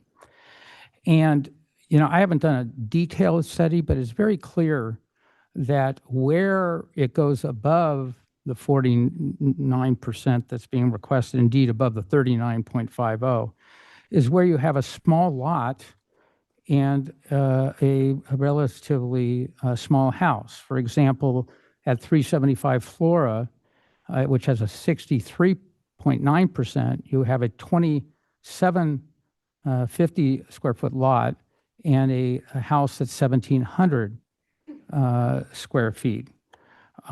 That's a far cry from what's being proposed here, where I believe it's a 6,000 square foot lot with a house, including the ADU, that is, I think, clearly substantial compared to the rest of the neighborhood. Another one that is high would be 363 Pearl, and that's 61%. And that's with a gross lot size of 2613, less than half of the size of the applicant, for a house that's very, relatively small, very consistent with Woods Cove of 1,700 square feet. 1,600 square feet.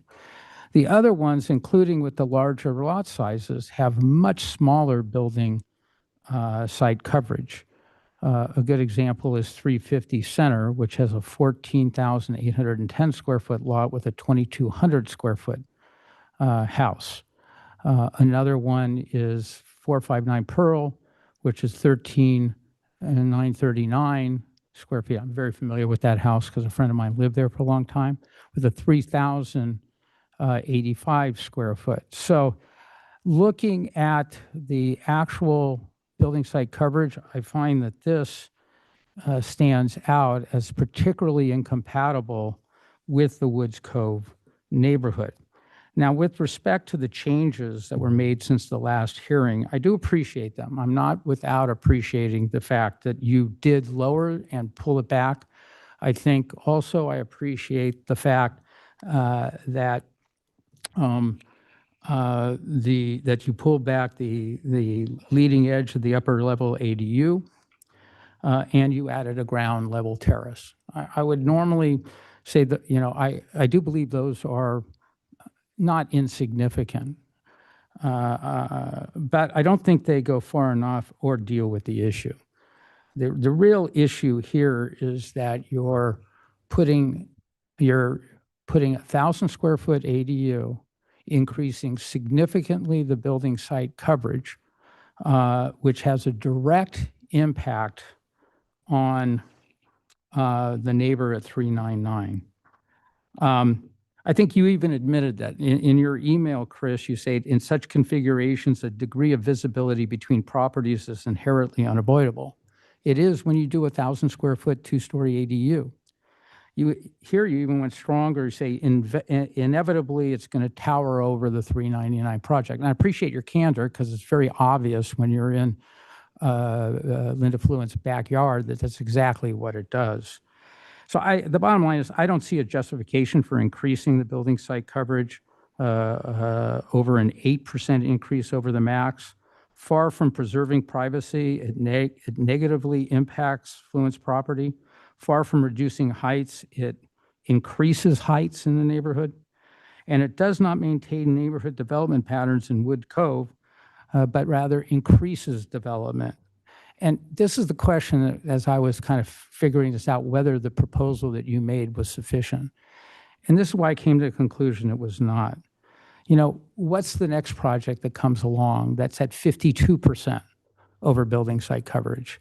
You set a standard at, at 47, and then the next one at 55, and maybe the next one at 59.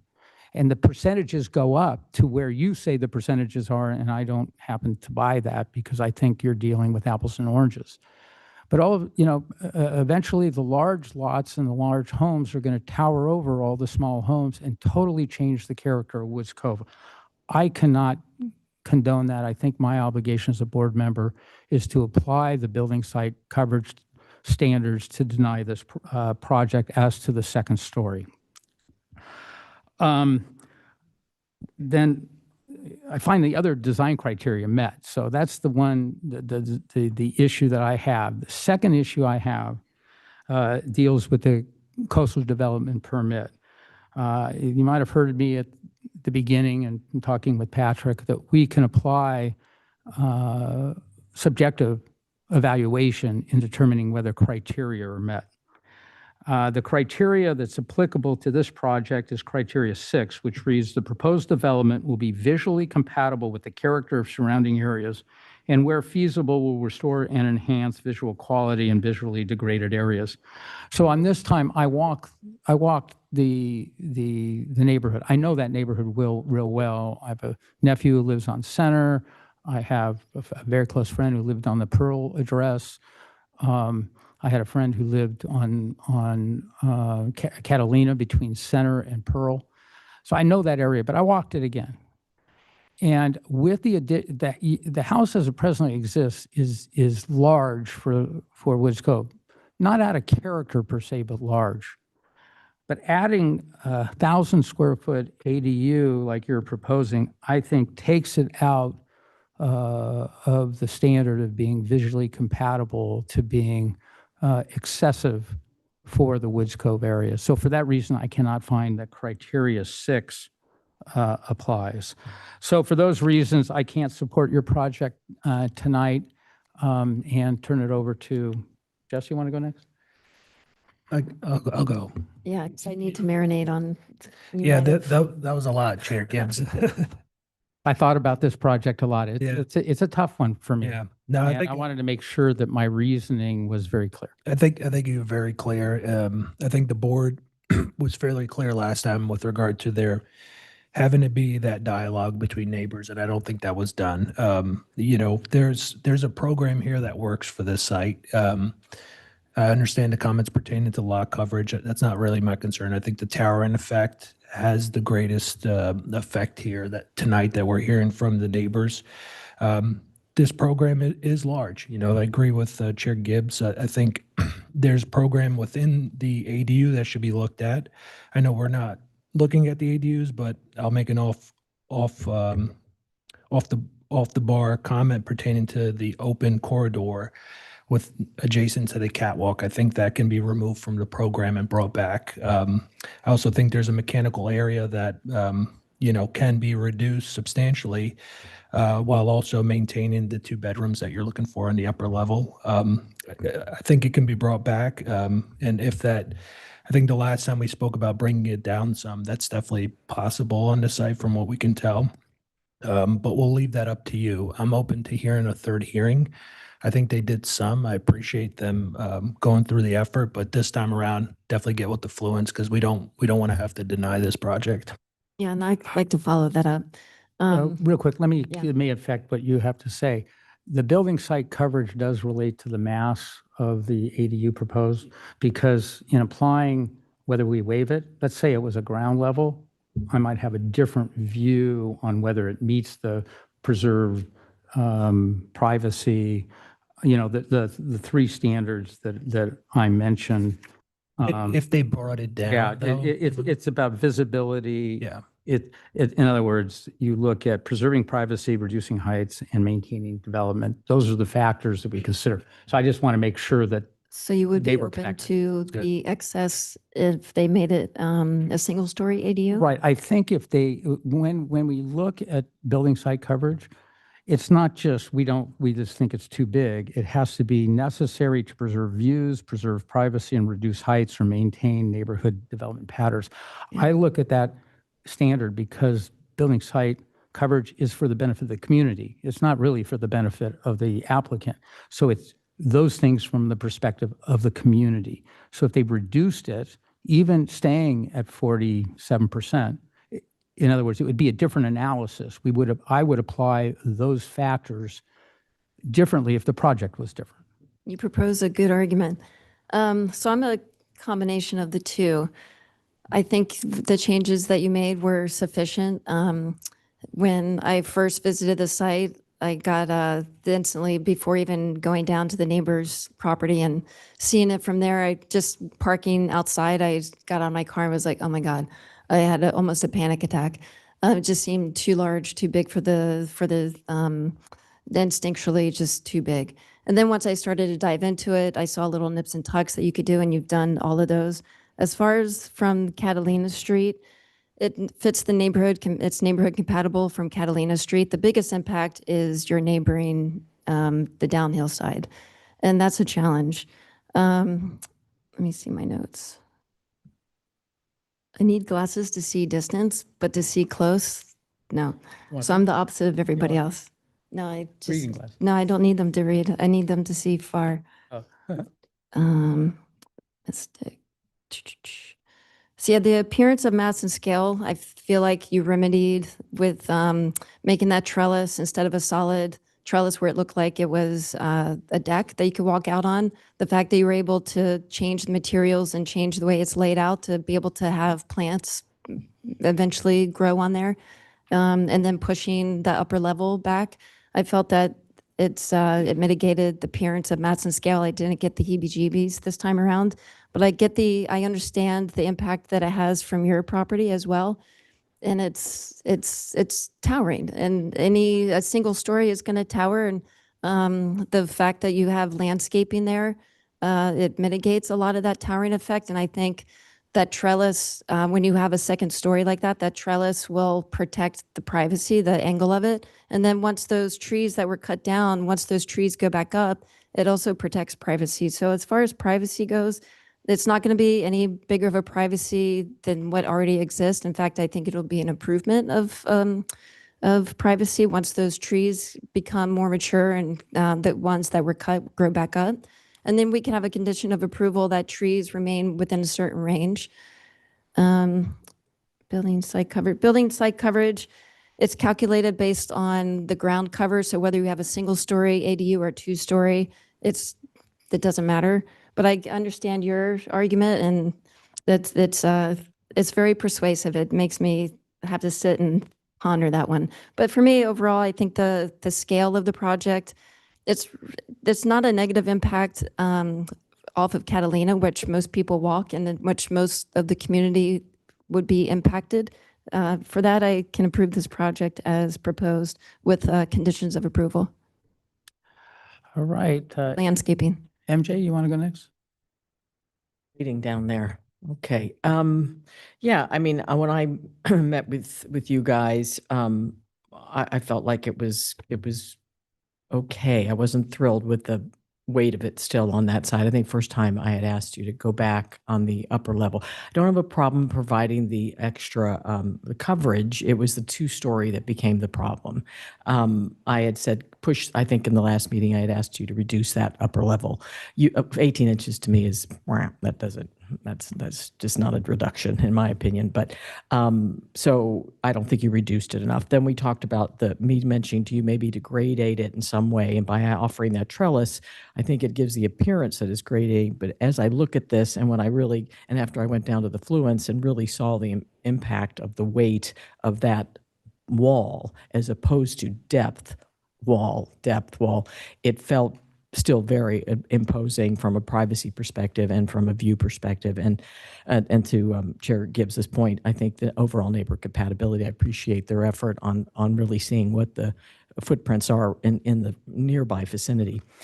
So I feel like you're really close. I just think you have to give more on this upper level. If you want a 2-story, you're going to have to make accommodations on that. I don't know what your opportunities are for the lower level to maybe make up some of your square footage there. I think you're at your setback. I'm not sure. I didn't study that. But again, I see things much easier from a weight perspective when they're gradated into my sight line.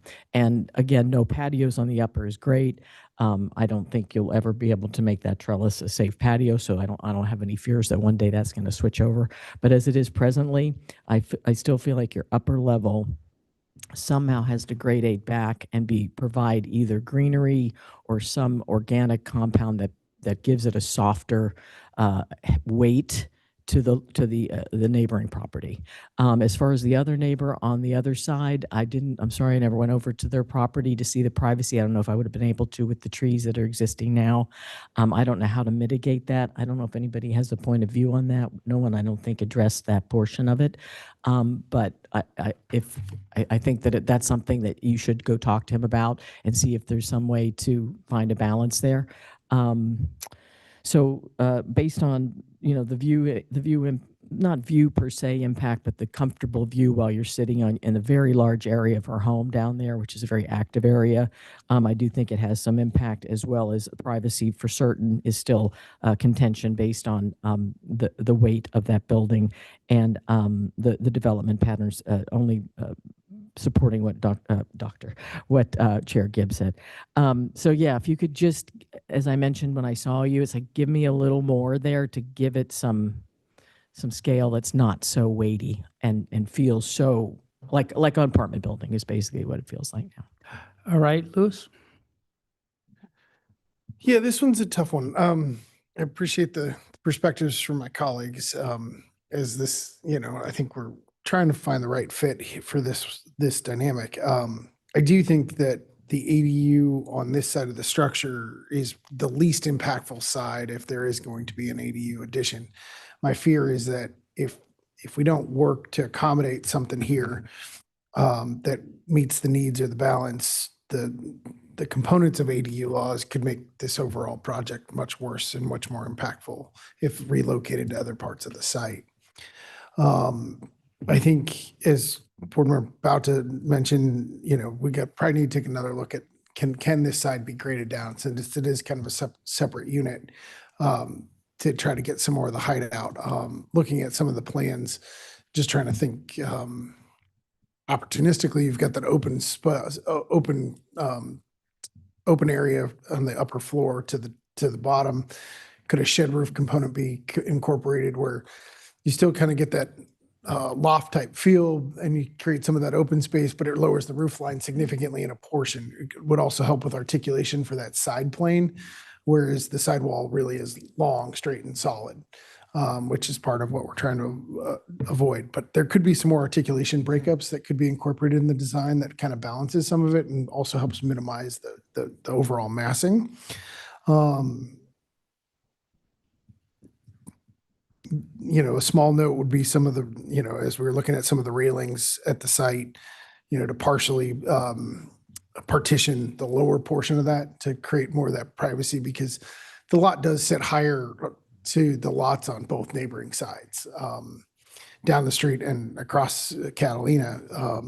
So there could be some components that, since they're looking up, that there is a little bit of buffer, similar to what you're doing with the trellis component, where that helps provide some privacy buffers for, looking up towards that site. I don't necessarily need the ADU to come down significantly in square footage. I think there's elements that can be worked to improve the articulation, and maybe find a better balance. So Let me see if I can sum up, and then let me do a sum up. I'm not sure I understood his opening. If you look at the floor plan for the ADU component, there's a little bit of a loft along the bridge stairway, or the hallway between the two bedrooms. There's the bedroom, the kind of hallway, and then the bathroom and the other bedroom. But that roof line's flat. Could it be vaulted much more steeper and still create that hallway, but give the open feel, but create more articulation? But you don't It have a was just a problem. suggestion. I mean, you could also look at compressing that space to give more minimalistic upper level. Yeah, these There's are some options. Yeah, these are artistic options. Let me see if I can sum up where I think everyone but Jess is, in all due respect, and maybe you might even be with where I'm going to sum up. Yeah, this is an example where board members have different views. I'm probably most restrictive on that second story, and Jess probably the most liberal on it. But I'm sensing from the others something along this lines. The present structure of the being proposed, even though you came back, the second story is too big, needs to be reduced. So there's an issue of towering. The second thing that I'm hearing is that it's incumbent upon the applicant to soften it not so much for Linda Fluent to figure out how to soften from her little lot, but for you guys to propose a softening. So pull back the second story. How much, I don't think we're going to have an agreement on the board tonight, but it definitely, I'm sensing, pull back the second story, provide whatever you can to reduce the overhanging effect on the Fluents, and also soften it. One of the things I asked you guys when I was there is there a way to bring out the trellis and deal with the trees? One of the reasons why the board wanted you to meet with the Fluents is to come up with an overall program where it's not 1,000 square feet or bust. It is, maybe we can reduce it here, put yourself in the eyes of the Fluents and come up with something that, is different from, I get 1,000 feet on your side or the Fluent side, no second story. There's a middle ground here. And I felt that way last time. I think you're hearing it from the board tonight this time. And I think it's up to you. I mean, you're going to come up with a third hearing. I definitely think there's good faith and grounds for it.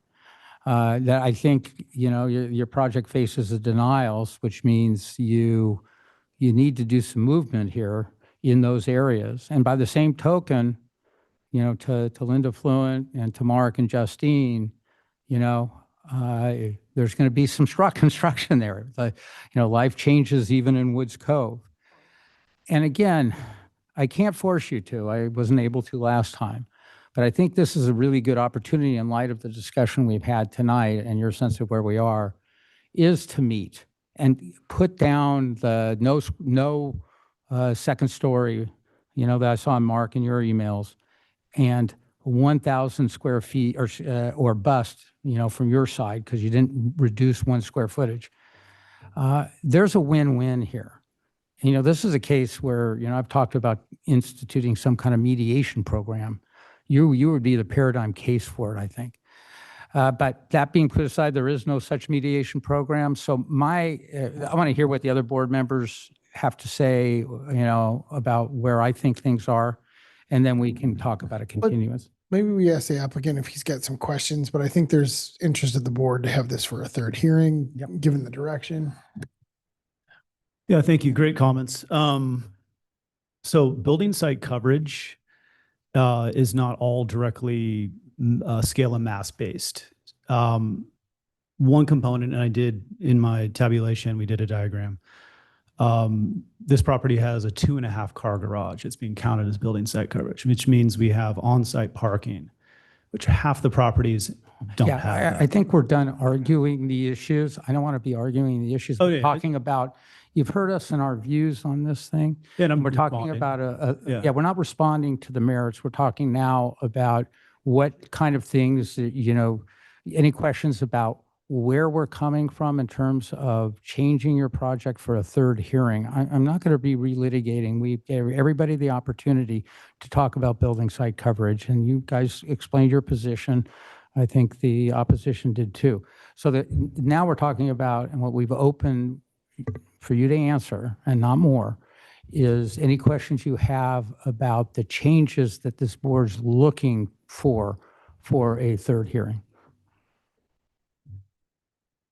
Yeah, well, the challenge with the program with the ADU is and it's a very compact ADU. It's trying to be a 2-story ADU. We started this process years ago where 1,000 square foot ADU needed to be a 2-bedroom program, and it didn't go through design review. Rules kept changing, and now we got sort of brought into this via the building site coverage. So I understand we don't want to go backwards and discuss all that, but I've been given the task of trying to create a bedroom, very small. If you look at the spaces, ADU. I can try to compress that, but the more I pull program off the upper level, I'm now adding building site coverage at the lower level, increasing that square, So the challenge, you can kind of see the quandary of, as far as pushing it down, we're already at or almost below grade. Pushing it lower would cause shoring walls and create like a much more tumultuous situation on that site, even for neighbors, as far as the impact. Sounds like you got your work cut out for you. Yeah, you got your work cut out. I think, but do you have any other questions for us about what our direction is? No. Okay. I just wanted to say, I think we have to remember every lot has its restrictions. You're asking for expanded site coverage in order to accommodate this ADU. So a lot can't be everything, and every solution isn't going to benefit the neighbor. There's got to be a give and take, as Chair said, but I don't think, it's not us saying you can't do this. It's us saying that we're willing to work within the confines of criteria and give you this expanded footprint, which is pretty substantial, Sure. as long as it doesn't eat up the criteria points that Chair Gibbs brought up, and we all have. And so it's like, I know you said you were going to put it somewhere else, but it may be a view thing. Well, everything has to play. It's like my line, I'll use it again, is I'd like to be a high fashion model, but that ain't going to happen. There's certain restrictions. Sure. So same thing here. So it's like, this is the way it is. So it's like, how do we find a way to get you something Sure. that gives you your square footage you want, that allows it to. 2 feet. I think we've gone about it. I from think the we've upper gone level. about it. Okay. Chair, I'd like to make a motion to continue. Yeah, but I just want to find, you want a continuance, I assume. Yeah, I was They're going to here. say a proposal to move it back 2 feet on the Oh, upper no, level. we're gonna, I think we've gone it far enough. Yeah, again, it's going to be up to you. We're not going to design your place. So let's, Emir, you have a motion? Chair, I'd like to make a motion to continue item number 5.10 at 399 Pearl Street to the next available. Yeah, when do you want the next hearing? It's as soon as possible, whatever the next available. When's the next available? I do want to have them reasonable time to rethink, all parties to be thinking about that, because right now I'm sensing a lot of entrenchment. Maybe that stays, maybe there is some flexibility. We can only hope. So we have, I would say the next available practical is probably March 12th. Okay. Why don't you do March 12th? To March 12th. I second. Call the roll. Board Member Belta, Yes. Board Member Coveney, Yes. Board Member Wow, Yes. Chair Pro Tem Gannon, Yes. Chair Gibbs. Yes. Motion is passed. Okay, we're going to take a 10-minute break and then do the last two matters. Trying to bring a little levity.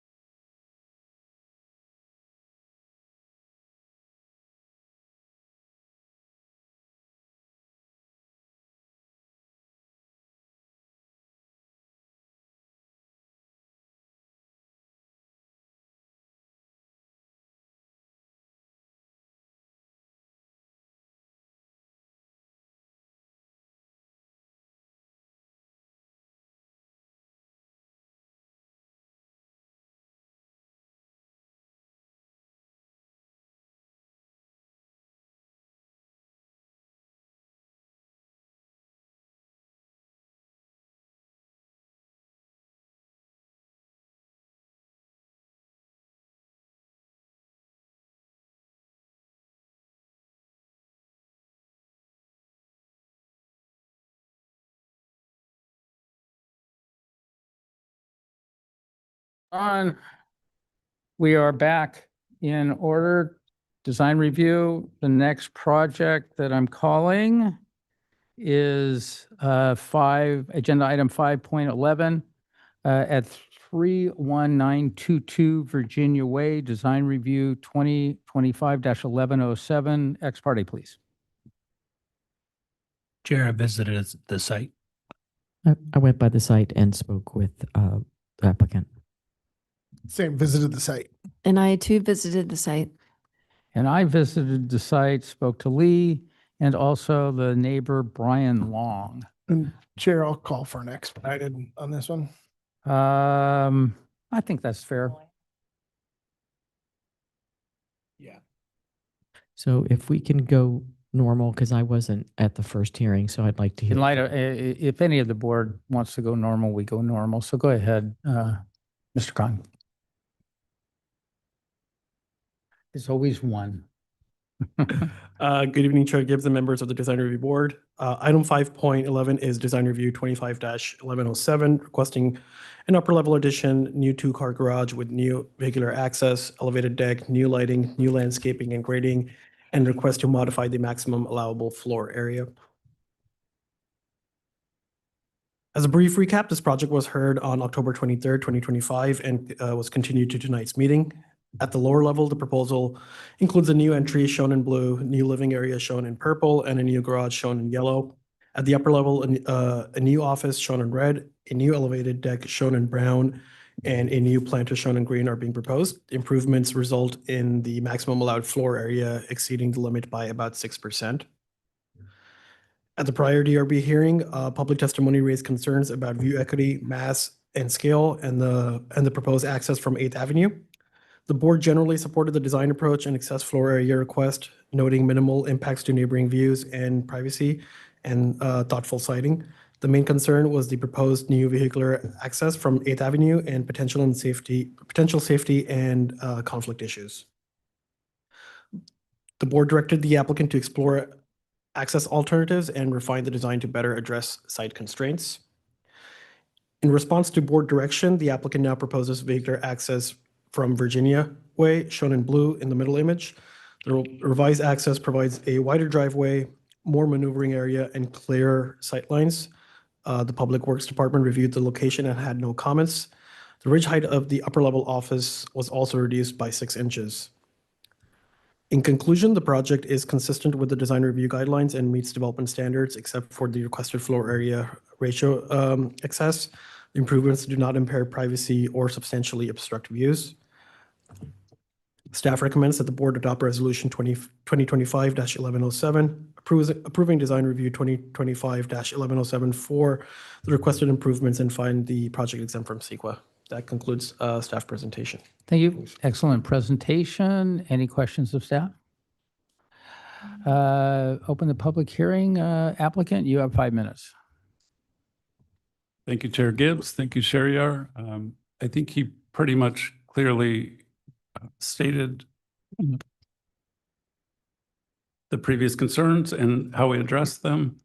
We feel like lowering the height by 6 inches helped the minimal view impact for the one neighbor.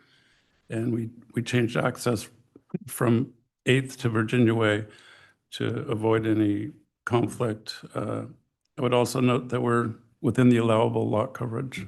I think that's about the extent. Thank you. Yes, I just was reading up on maximum floor area as you were talking, so apologize for that. Any member of the public wishing to speak? Seeing none, back to 3 minutes. You don't have to speak on maximum floor area. Just wanted to just look it over real quick. I'll give my time back. Thanks. Okay. Any questions of the applicant? Hearing none, we close the public hearing. Who wants to begin? I'll give it a go. I think the comments were heard from last meeting. We appreciate you going through the efforts of adjusting the driveway entry. We think it's very thoughtful for that neighborhood in South Laguna.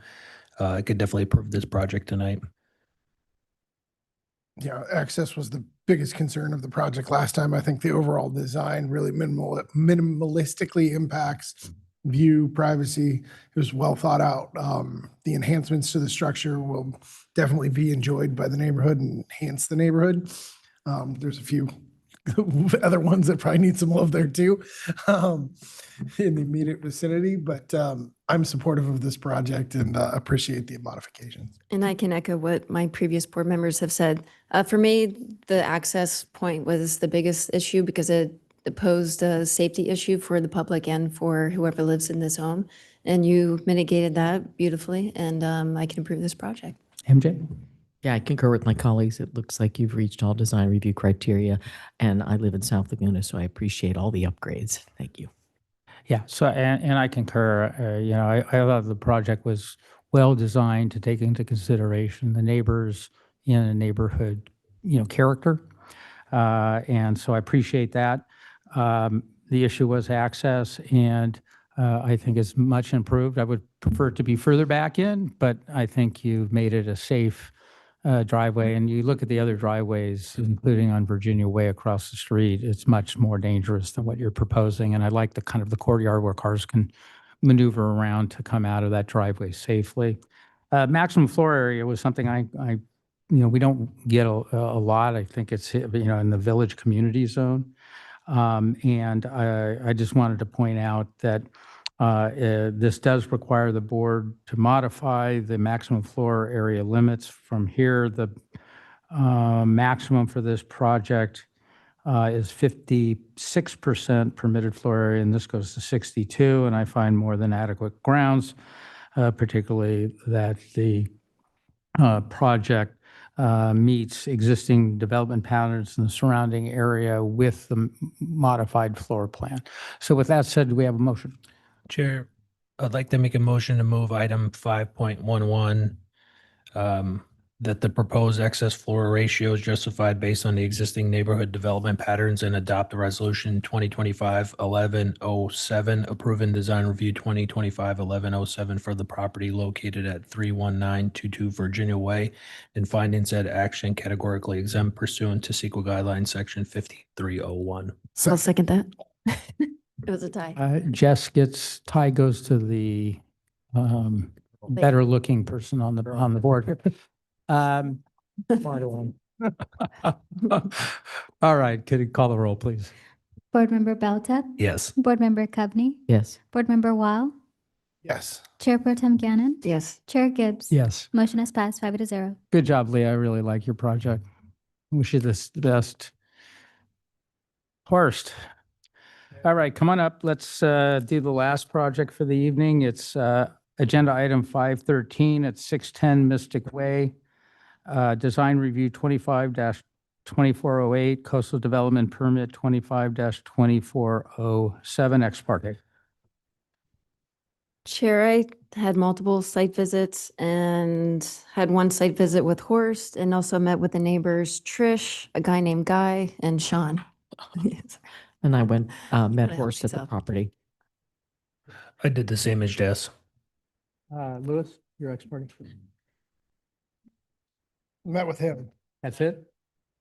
Okay. And, oh, no, and we met with her and Trish. Okay, And and interrupted her jumping. on the thing, the bouncing thing? Yeah, and I made the mistake of thinking it was for a kid or a grandkid, because I gave one of those to my grandkid who's 4 years old, and he loves it. He's constantly on it. All right. Yeah, I think so. More serious matters. I met with Horst at the site. You guys, I met with Horst at the site. I met with Trish, Guy Johnson, Sean Mehta. I also met with Paula Oster. I met with Tom Bong, B-O-N-G-E, and with Arij and Irvi Chef. Okay. Matthew, you're up. Presentation. Good evening. Thank you, Chair, members of the board, for welcoming me. My name is Matthew Kilroy. Tonight I'll be discussing item 5.13, which is a requested design review and coastal development permit at 610 Mystic View. Staff has received public correspondences as well as several site visit requests. The project site has a land use designation of village low density and located in the R1 zone. The applicant is proposing to construct a new 3-story, 6,097 square foot single family residence attached 526 square foot, 2-car garage, 256 square foot, 1-car garage, 1,200 square feet of elevated deck area, grading, retaining walls, pool and spa, pond, and landscaping. New vehicular access will be provided from Mystic View to attached garages. The allowable building site coverage is 35%. This proposal is for 32.2%, which is approximately 3,464 square feet. This is the front of the proposed residence. This is a rendering of the proposed front entrance, which is in line with existing neighborhood. These are the west and east colored elevations. This is the south elevation, illustrating an elevated pool spa area in the lowest level. This slide presents the proposed color palette and material selections of the project. The slide illustrates the proposed landscape plan. Overall, there has been 14 letters in total, 6 in support. The concerns expressed include massing, slope stability, neighborhood compatibility, privacy, and view equity. In conclusion, staff has found the project is in compliance with the design review guidelines, all development standards, and required findings. It does not substantively impair views, privacy, and will be compatible with the development present in the neighborhood. Thank you Staff recommends the board adopt resolution number 25-2408, approving DR 25-048, CDP 25-2407, and finding said action exempt from CEQA. Staff, along with the applicant Horst, will be available to answer any questions. Thank you. Thank you. Very appreciate your summary. Open the public hearing. Horst, you have 5 minutes. Good evening, board members. I'm Horst Knoppenberger from Horst Architects. We're the project architects on this project. Thank you, Matthew, for the introduction, and welcome to the city. You've been here for a little while, but welcome all the same. Thank you. Good to work with you.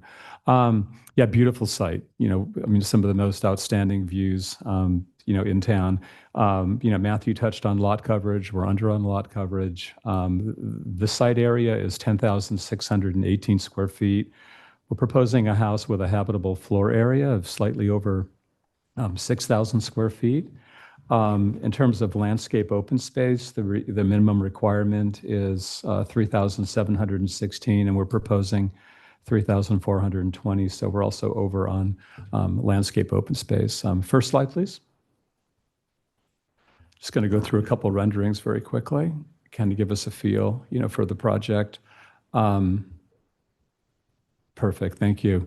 Front elevation, as you may have noticed, the height limit is 15 feet above top of curb, opposite the midpoint of the front property line, and our top of our roof is roughly 6 feet below the height limit. We tried to be sensitive to the neighbors who are living above the property, and the 6 letters of support that we received are in fact from neighbors living immediately adjacent above the property. Next slide, please. Try to keep the front elevation as simple as possible, just using kind of a rich, varied palette of materials, trying to be discreet about the garage doors. The element on the far left, that is a stone block. That's actually the garage. The garage doors will be finished in a stone material, so we're not reading so many garage doors on these steep downhill properties. And then the third garage is the wooden element on the right, and the entry is a central courtyard that is defined by a tree in the front courtyard. Next slide, please. The neighborhood is predominantly 3-story structures, but what we tried to do is we step back the 3rd story, so when you're looking at the structure from down below, you're not as aware visually as of the upper level. I have some other drawings that we'll touch on. We also, the projecting element on the south end of the site is a master bedroom, and that picks up a beautiful north coast view, but it also begins to break up the appearance of mass and scale from the neighbors who are living down below. The material palette is stone, stucco, glass, and then to mitigate the appearance of glass, we have what we call architectural jewelry, wooden shutters that are movable and adjustable, and those shutters typically occur in sleeping spaces. Next slide, please.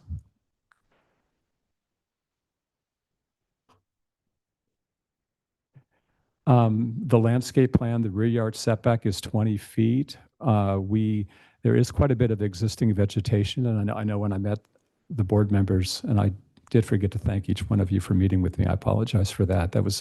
I really do appreciate your time. There is some existing landscaping that is below the pool, but because this is in a high fire severity zone, we need to open up that existing landscaping. The purple plants that we're showing in the plan below the pool, that's ceanothus, and ceanothus is very prominent in Laguna, and it tends to have a mature growth of about 10 feet. So the ceanothus will begin to mitigate the appearance of mass and scale. The fire department did allow us to maintain the existing vegetation in that green area, that sort of pointed area on the left of the site plan. So that will help to mitigate the appearance of that retaining wall that seems to be in question with so many of the neighbors below. Next slide, please. When we cited the structure, we tried to be, sensitive to the pattern of development, and the house, which is immediately to the north, which is under construction, we're coming out about an equal distance from the street down the hill. And, there are houses of various sizes in the neighborhood and various extents to which they project down from the street on these downhill sites. But we wanted to make sure that we're, consistent with that pattern of development. Next slide, please. Probably the most important image is we did a summary of the 26 immediately adjacent structures in terms of habitable floor area to lot size, what we call FAR. We didn't cherry pick. We just took the 26 immediately adjacent structures. We're proposing a FAR of 57%. And the average in the neighborhood of these 26 houses is 47%. The house, which is in construction up above us currently, is 59%. All the sites that you see in red are structures that have more than 50%. I believe green is between 40 and 50%. So, let's see, just make sure I got that right. And then yellow is between 30 to 40%. Thank you. Thank you very much. It's time for members of the public. Please raise your hand if you're going to be speaking. I'm counting 1, 2, 3, 4, 5. Okay, are you going to be speaking? So why don't all the speakers move over to that side so they can stand up and go right to the podium? And so we don't have lag time for people to come up. And then once the speaker who's speaking is done, the next speaker, please come right away up so I don't have to say, come on up next. Okay, who wants to go first? Go ahead, Trish. Okay, just sit over there. There you go. That would be something to Paula. Okay, who wants to go first? Go on, go first. And state your name and then you'll have 3 minutes. Jim Claudio, right? Yeah. Members of the public and I guess the design review, right? I just have some questions. It's time for. Have the geologic study been done on the lot itself? Yeah, this is not a question. It's time for you to make comments. Your comments, okay, hear how the process goes. There's an agenda that reported various documents, which in this case included a geological report, but it's not our job to be answering your questions. Okay. We want to, you need to do your homework in advance if you have to make your comment. It's time for you to give us your comments. Now, if you have a question to the applicant, you can ask the applicant to say it, but the applicant either can or does or does not during the applicant's reply period. Chair, let me correct that. You can address the board with your questions, and then at the end, we will address them as we see fit. Okay. Okay. Well, I don't need to ask any questions. According to the report that I had received previously, and I was told that there had been a geological study done on the lot.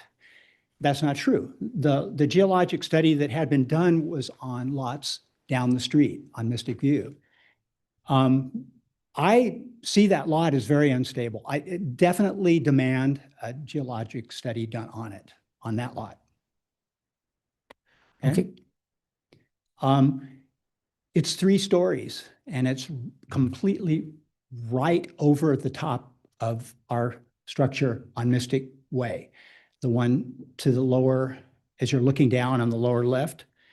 And it's just a massive 3-story structure, just looking down on us.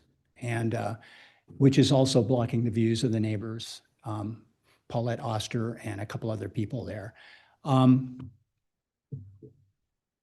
It's just way too much. Is there any other, okay, I'll ask you guys. Is there any other structure that compares to it in the neighborhood? 6,000 square I don't want to invite any questions, and all due respect to Louis. You can ask your question. We may or may not respond at the conclusion of the public comment period. So go ahead. Okay. I don't believe there is a structure anywhere close to it in the area. 6,000 square foot. It's kind of a small hotel. And it just, it should be scaled back, I think, anyway. Anyway, thank you. Thank you very much for your comments. We appreciate it. And just so you know, the neighborhood compatibility is one of the guidelines, and this is for everybody to know, one of the guidelines that we apply. So we'll be addressing the issue you raised during our deliberations. Thank you. Okay, next speaker, please. Very much. My name is Ray Amador. I'm representing Miss Oster, who was here tonight earlier, but had to leave town to go to LAX. So I first had to say good evening to the Design Review Board members. I'll be reading a letter that she wrote. My concerns are the proposed massive size of 6,028 square feet at 610 Mystic does not follow the slope of the hill. She sent in a PowerPoint to the design review that you received that compares the structure, the cross section, to the slope of the hill existing and the structure behind it, which has been totally obscured, plus more. It is almost twice the size of the homes on the hill and in the neighborhood, and it does not blend in with the current homes or the location on the hillside. She says, I am vehemently opposed to its overall size, similar to what Paul just mentioned.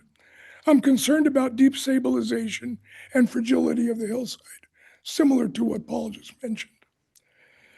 During the rainy season and other times, rocks randomly slide onto Mystic Way.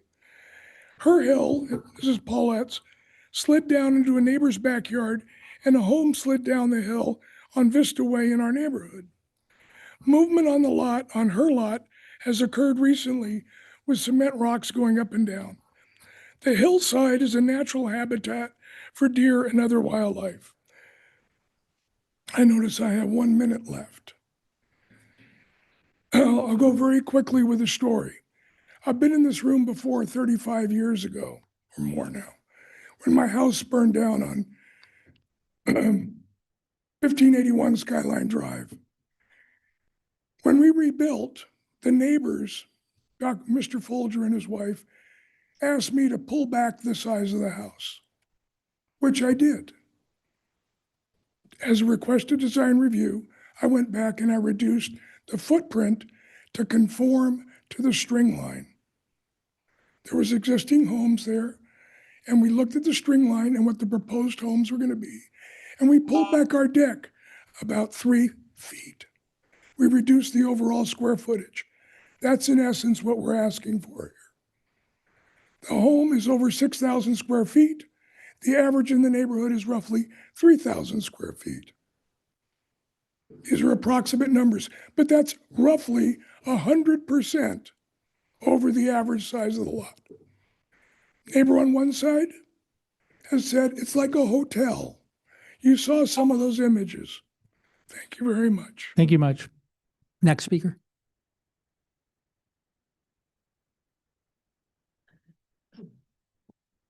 Good evening.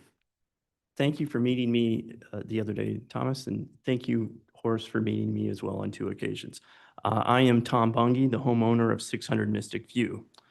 The proposed square footage of the project is much larger than the typical home, as we've heard from the previous speakers. In fact, it is 5.5 times the size of my home, built in 1961 next door. From the plans, we know that there will be substantial foundational work and caissons required for this project.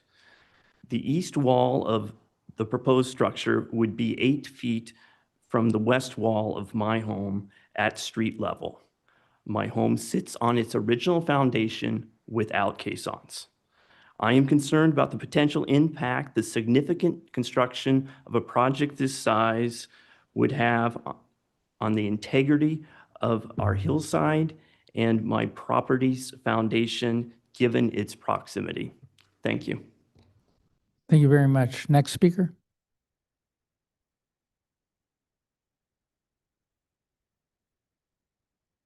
Hi, thank you for allowing us to speak. I'm Reg and Irvi Sheth. We live in 616 Mystic. We're the immediate neighbor on the west elevation based on the drawings there. After reviewing the plans, my family and I, who reside to the immediate right of the proposed project, strongly believe the development is excessively large massing for this location and will have a direct and negative impact on our daily lives. The size and design would violate our privacy, disrupt the quiet enjoyment of our home. This project is being brought forward by the Futura Group, who has another house on our street, and that project is, of course, a very large mass as well, and is taking several years just to get off the ground, which is another one of our concerns. One of our biggest concerns is the extraordinary amount of glazing it proposed. This amount of glass will create heavy reflecting during the day, and at night will contribute to light pollution, impacting nearby homes and the neighborhood feel.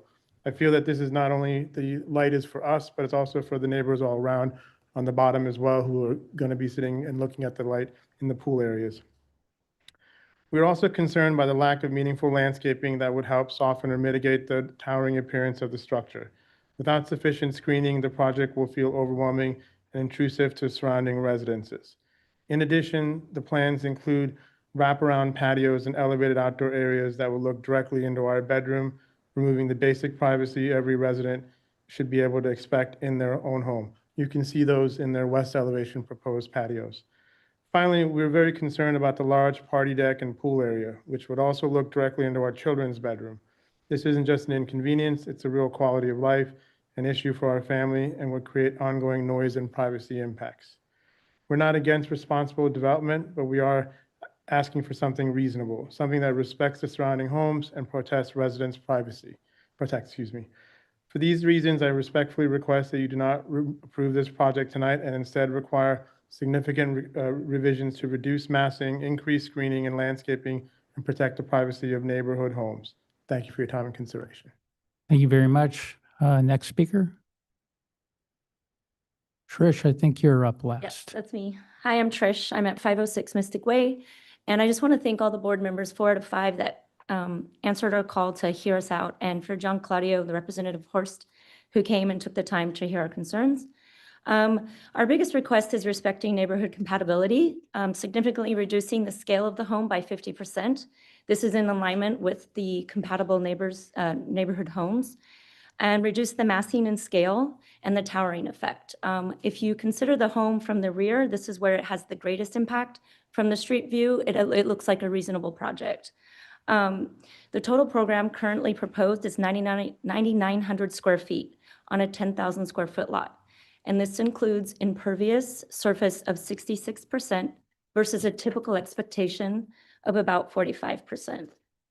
And we're asking for a respect of reasonable privacy and quiet enjoyment for the adjacent homes below, which are the most significantly impacted by this project. The staff recommendation is a serious concern. We are shocked that the staff report was approved, claiming it to be neighborhood compatible when the home itself is over 50% larger than neighborhood average. From the street, the home appears conforming, like I said, but it's from the back that this 3-story home really looks like a 5-story towering, looming, massive structure with its highly glazing, reflective qualities. That's going to be a privacy issue and a quiet enjoyment that we have in our backyards currently, and into our living spaces as well. So it's going to affect daytime and nighttime, the rear facing for the 3 properties that are directly adjacent to this property line. The ongoing light pollution and nighttime pollution is going to be a problem too. When the home's lit up, the interior and exterior lighting is going to be a problem for us for quiet enjoyment of our and reasonable privacy. The 15-foot retaining wall, this alone feels like a two stories. It appears to be 2 stories, and that's just the retaining wall for the pool. Consider a 3-story on top of that with a split level. It's going to look like a 5th story on top. The design and articulation landscaping, 10 to maybe 6-foot vegetation down there is going to be dwarfed by that 15-foot wall on that slope. And then it kind of drops off like a cliff from our point of view. So I really wish that Matthew got to see that from our point of view, which unfortunately he didn't get to see that before making his recommendation of approval. So that's basically what I have to say, is that we're not opposed to a reasonable home, a reasonable scaled home that will complement our neighborhood, but we do want something that respects compatibility, privacy, and quiet enjoyment.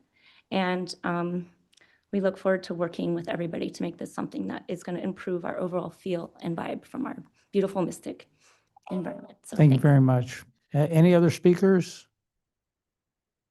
You're up. Hi, guys. Thank you for having us and making this hearing. First of all, I want to thank you guys for doing such a good job in maintaining Laguna Beach. I come from Texas. I come here for the spirit and the special feeling that's Laguna Beach. You guys are the curators of this really beautiful gem of a place. So imagine you're drawing people from all over the world. So thank you, for doing what you guys do. I live right below the proposed property, and I'm having a lot of issues with drainage, and size is a design function, and size, especially when we consider that this property, which is being advertised as a 6,000 square foot X type of a size property, is really more like a 10,000 square foot property when we calculate all of the hard surfaces.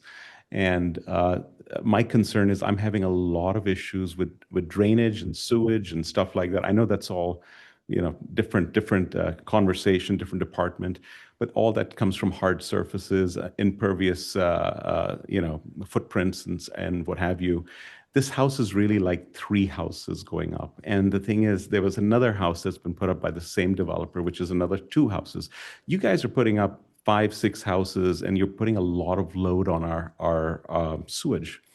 And I actually have I guess I don't enjoy seeing the city come into my driveway, into our property, and suck out stuff and clean stuff out of and the thing is, if we're putting a lot more demand on city utilities. Furthermore, we had a mudslide with the recent rains, and it created quite a mess on our driveway and also for Trish. Actually, we had a lot of stuff go into Trish's pool. There is something going on with that hill. I just want to put everybody on fair notice that, geology has to be looked at very carefully. I mean, you guys have just done some delicate, just putting up sticks at this point, not any significant site work. I live right here, so does, Trish, and, we have some real concerns. We thank you for making all considerations. We want to work with you. We want your project to be very successful. We know that it's going to ultimately uplift the neighborhood, but the size is just way too massive. Furthermore, we really love the trees and the privacy that we currently enjoy. We would really like to have sureties that trees, especially the larger trees, which you guys are thinking of taking down, are not taken down, and that we probably can provide a service that comes in every 30 days to monitor the health and the integrity of the landscape. Thank you. Thank you very much. Any other speakers? Horst, you have 3 minutes. Okay, thank you very much. One of the things I've really enjoyed about this process, being an architect, being a previous board member, chairman of the board, is that I've learned over those years that this process is all about neighborhood building. It's not about pitting neighbor against neighbor. So, my point is, I really do appreciate what the neighbors said. We've always made it one of our aspirations to listen very carefully to neighbor concerns. I believe that over the years, our projects have improved.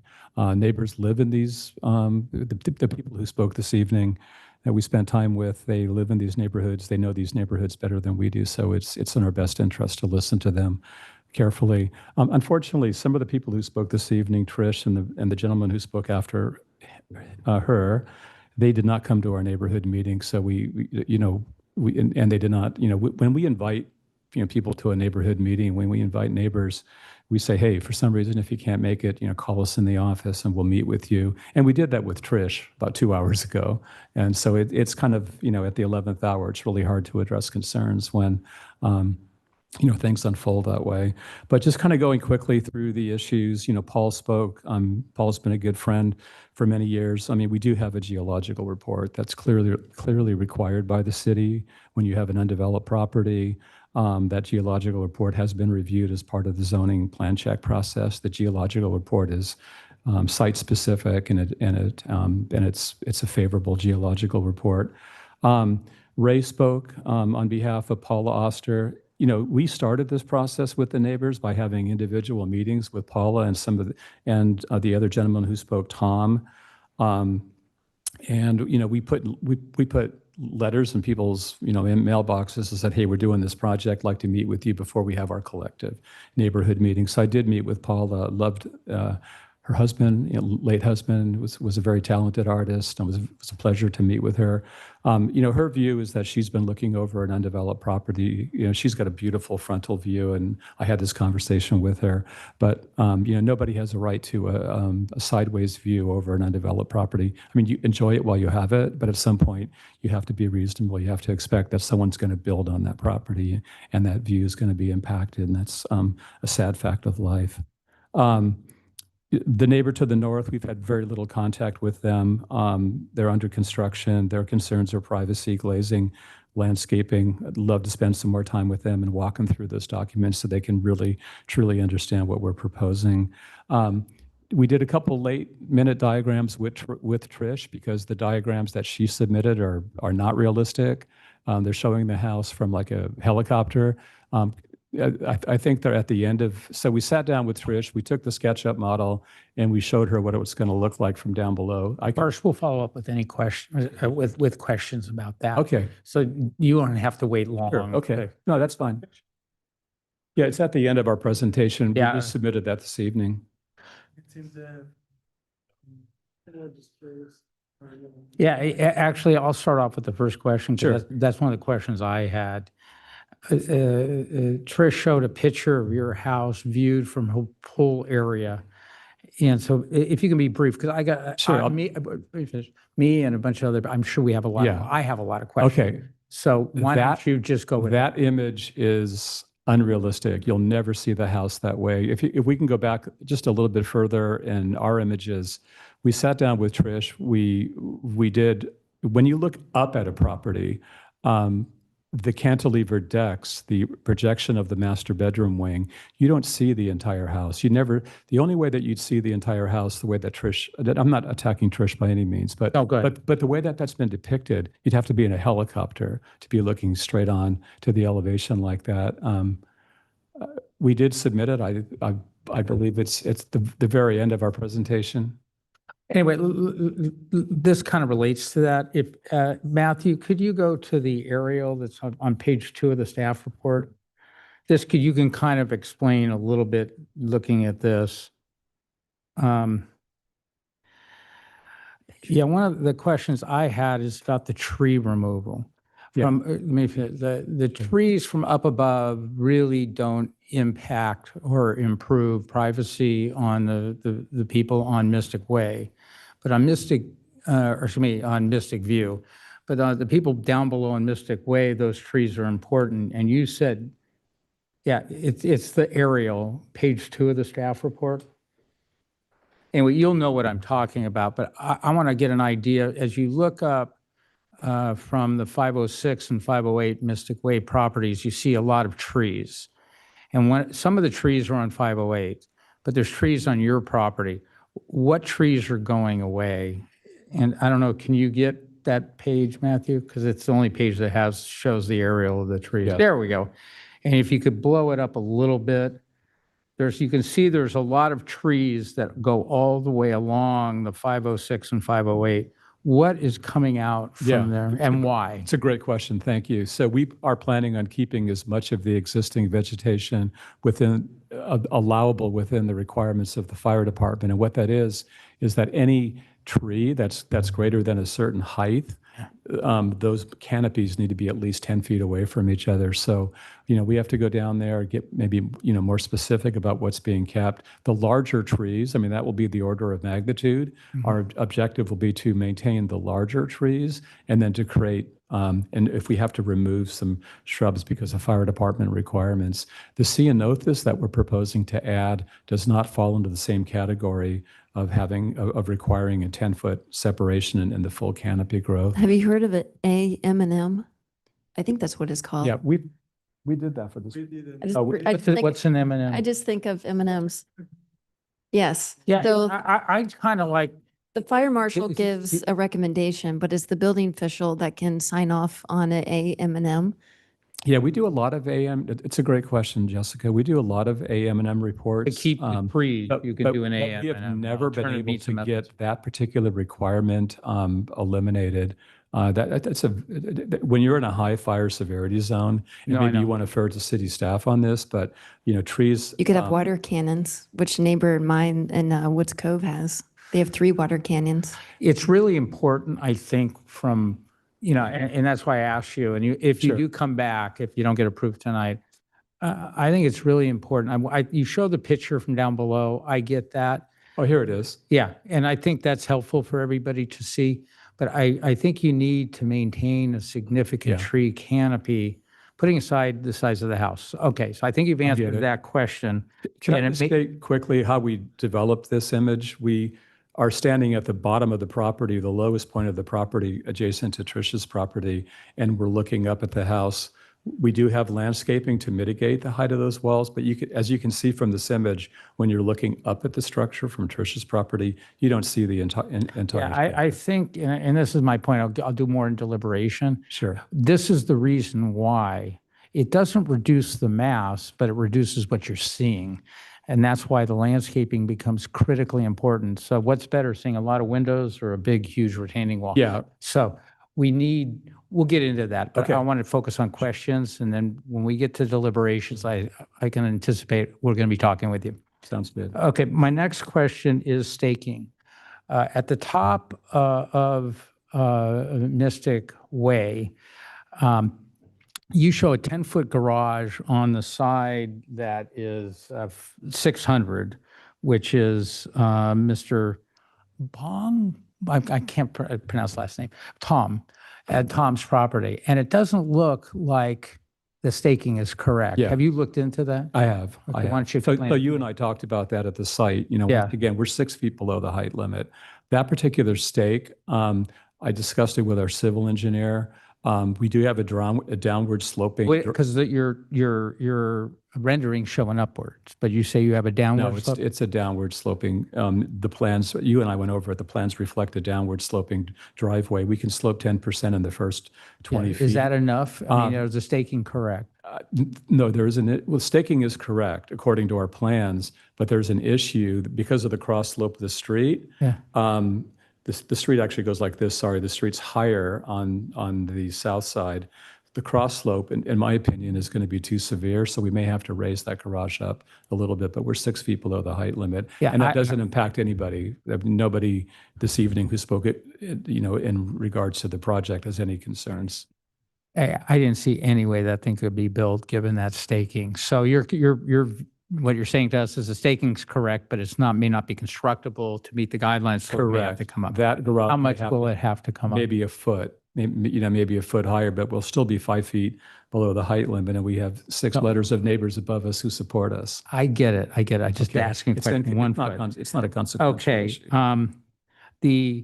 the glazing, the elevation, you show slats, those are movable slats. The elevation you show of the downhill shows glass virtually at all the levels, right? And there's a couple breakups. If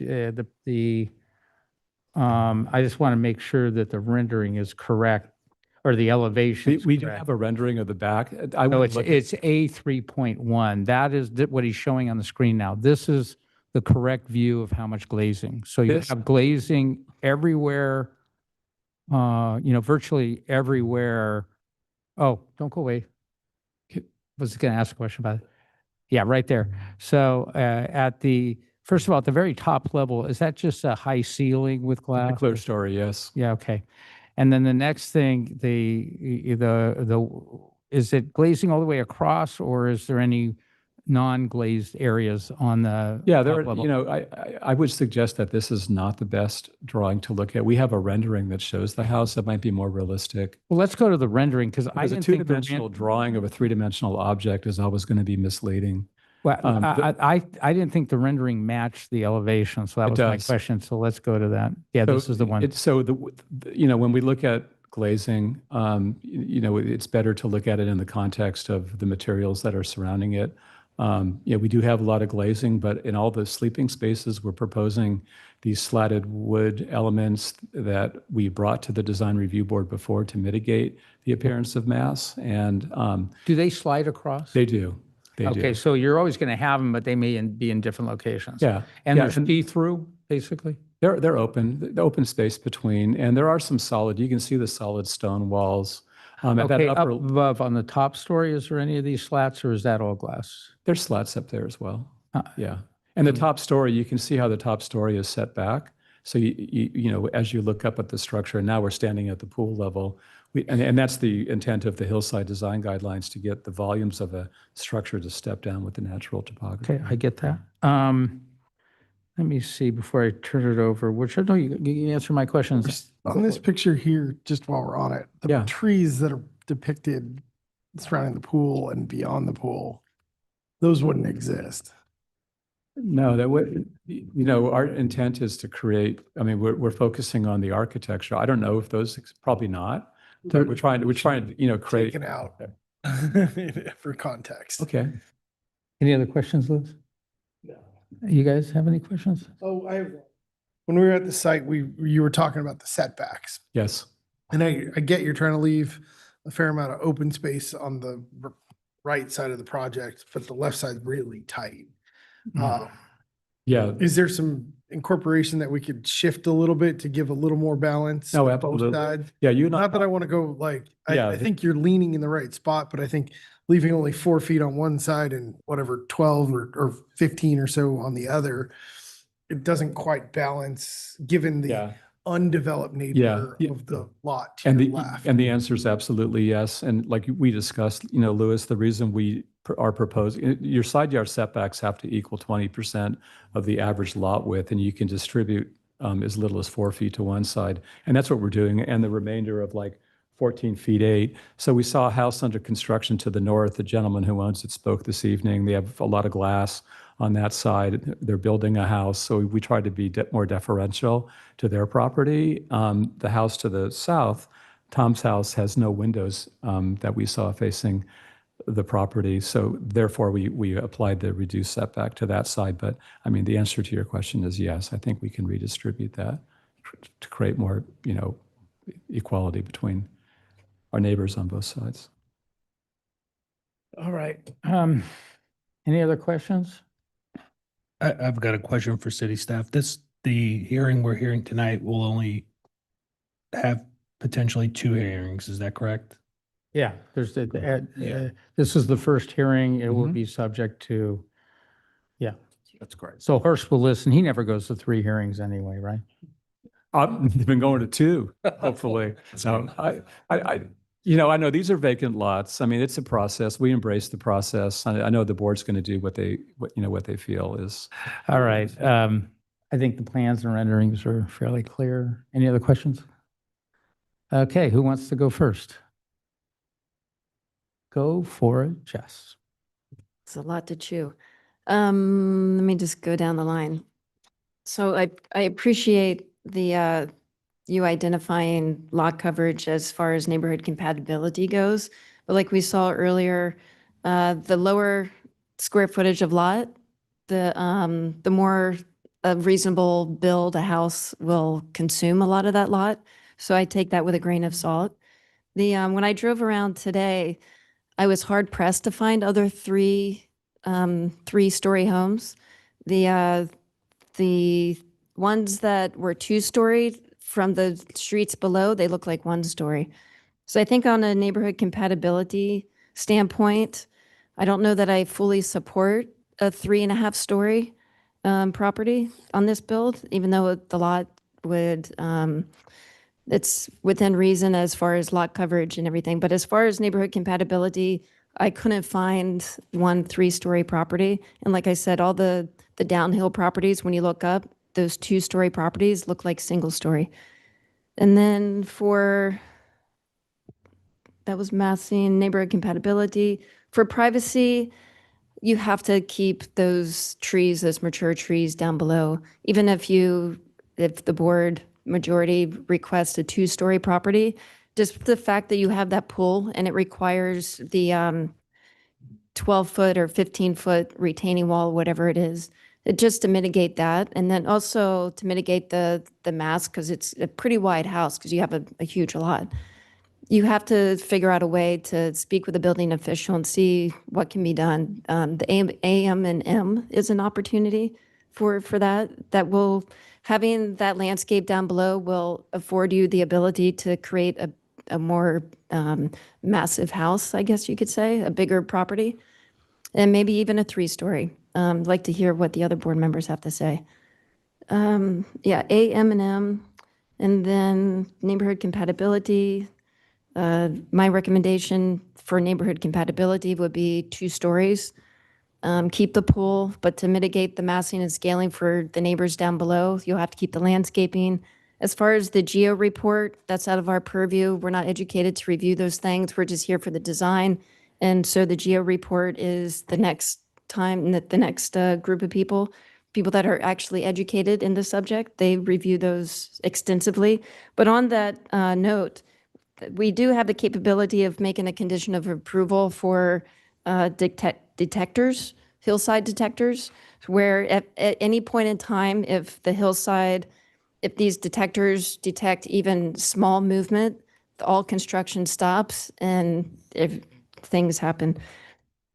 So I would make a condition of approval to add these detectors at the start of construction. Like I said, smaller lots require more of a higher lot coverage, so your argument there is a moot point.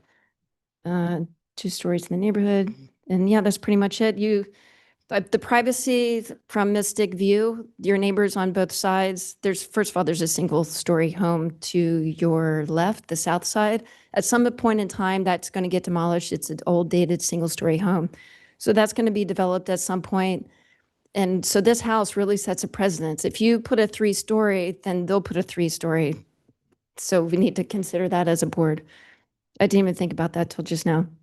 But as far as privacy goes, there's no privacy issues. The privacy issues is for the properties down below Mystic Way, I think that is. But again, if you maintain those trees, the mature trees, and we can also make a condition of approval that at any point if those mature trees die at some point in time, as long as this building is there, whether it gets transferred ownership or not, the condition of approval remains where any tree that dies off or gets removed, you have to put something in place of, which not a dwarf tree, but a mature tree to maintain. Yeah. And then, yeah, those are my comments. I think I pretty much covered it. Thanks, Jess. Yeah.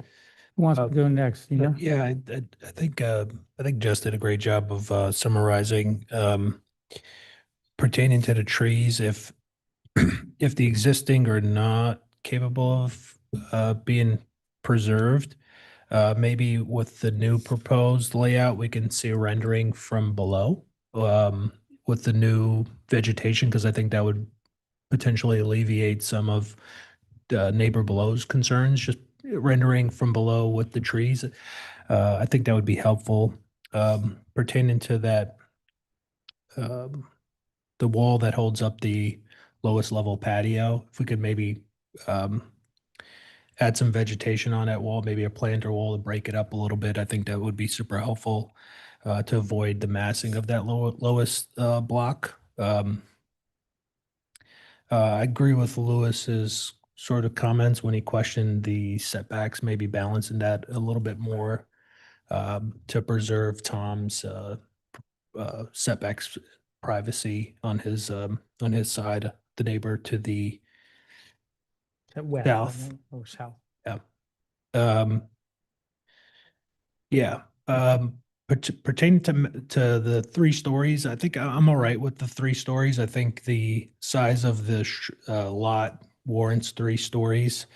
I do hear some of the neighbors' concerns pertaining to it appearing to be 5 stories, but I think the renderings from below will alleviate some of that concern with vegetation, breaking that up, and then maybe adding some of that slatted jewelry under renderings, Horst. I think that'll help alleviate some of the elevations that we see on here. Just showing those on the actual rendering will be helpful. I know it's a bit more design work, but would definitely help, I think, some of the neighbors' concerns.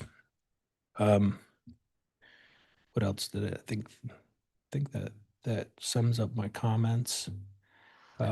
You are close, I just want to try to give you as much clear direction as possible so that we could get you back in here on the next one. Lewis?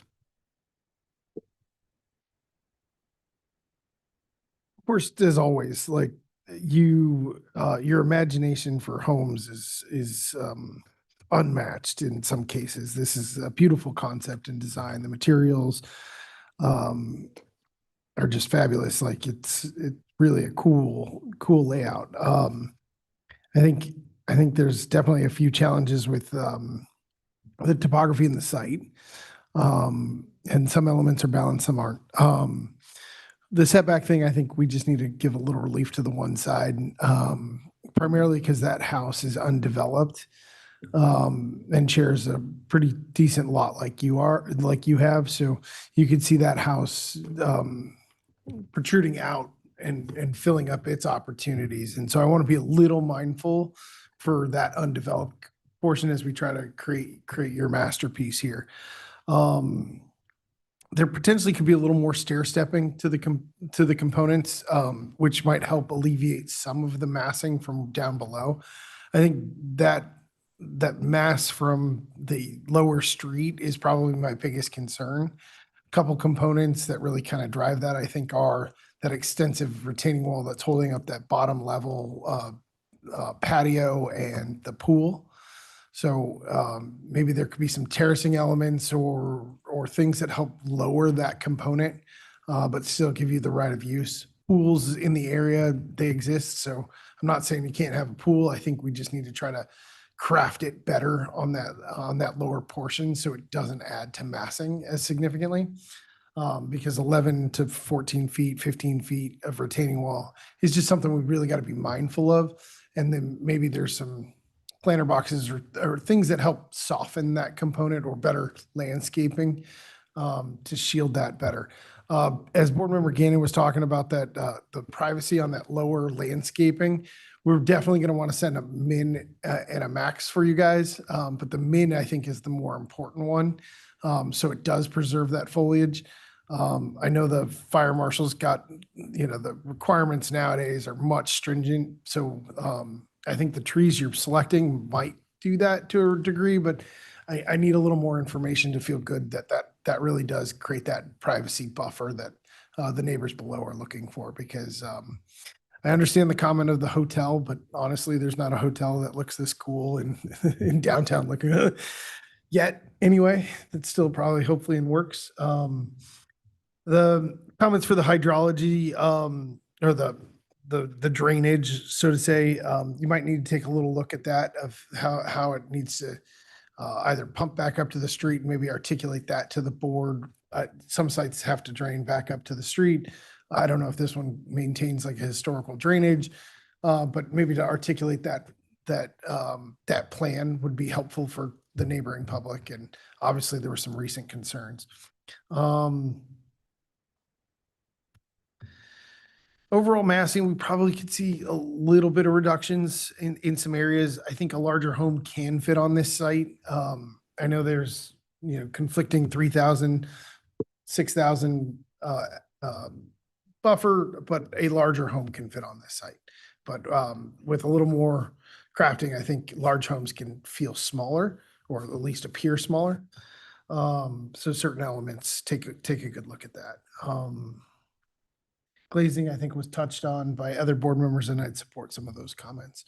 But I think, for a first step for a vacant lot, what you did at the street level was really impressive to keep it as low as you did. You have roughly a flat driveway or a slightly reduced driveway. Maybe there's some components there that can balance just a little bit more that help you bring that stair stepping. It's not ideal, but there might be some components to check the height variance if needed for getting lower in components. I know that transition of the stairwells is usually the biggest challenge. I could be open to that if it really helped reduce the massing and the feel as you catch up to your lot. So again, variances aren't necessarily ideal that I push for, but in some areas it could help. But I'll let your architectural talent figure those solves out. MJ.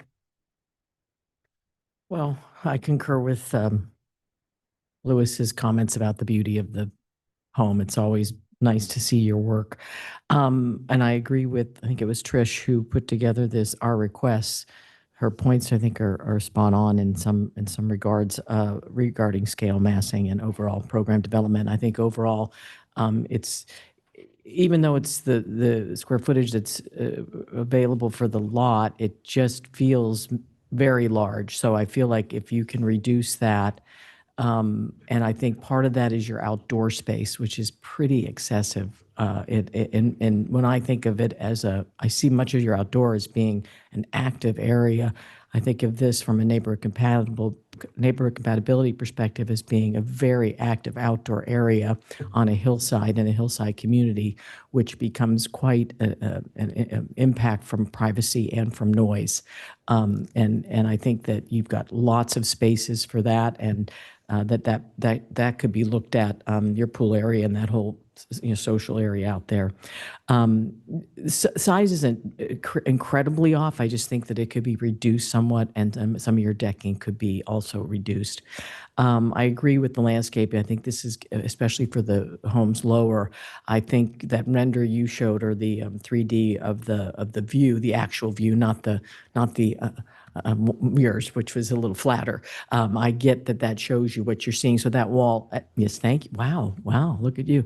It's sort of like the last home we had on Pearl. This is much more extreme, but it feels like a heavy thing sitting there. So if that, I don't mind the element if it's camouflaged in such a way. I think that's like what, is that 16 feet or something like that, this piece? So whether that's a trellis with green, or if it's some of your wood elements with greenery or something to break that white stucco mass from looking down on me, that would be awesome.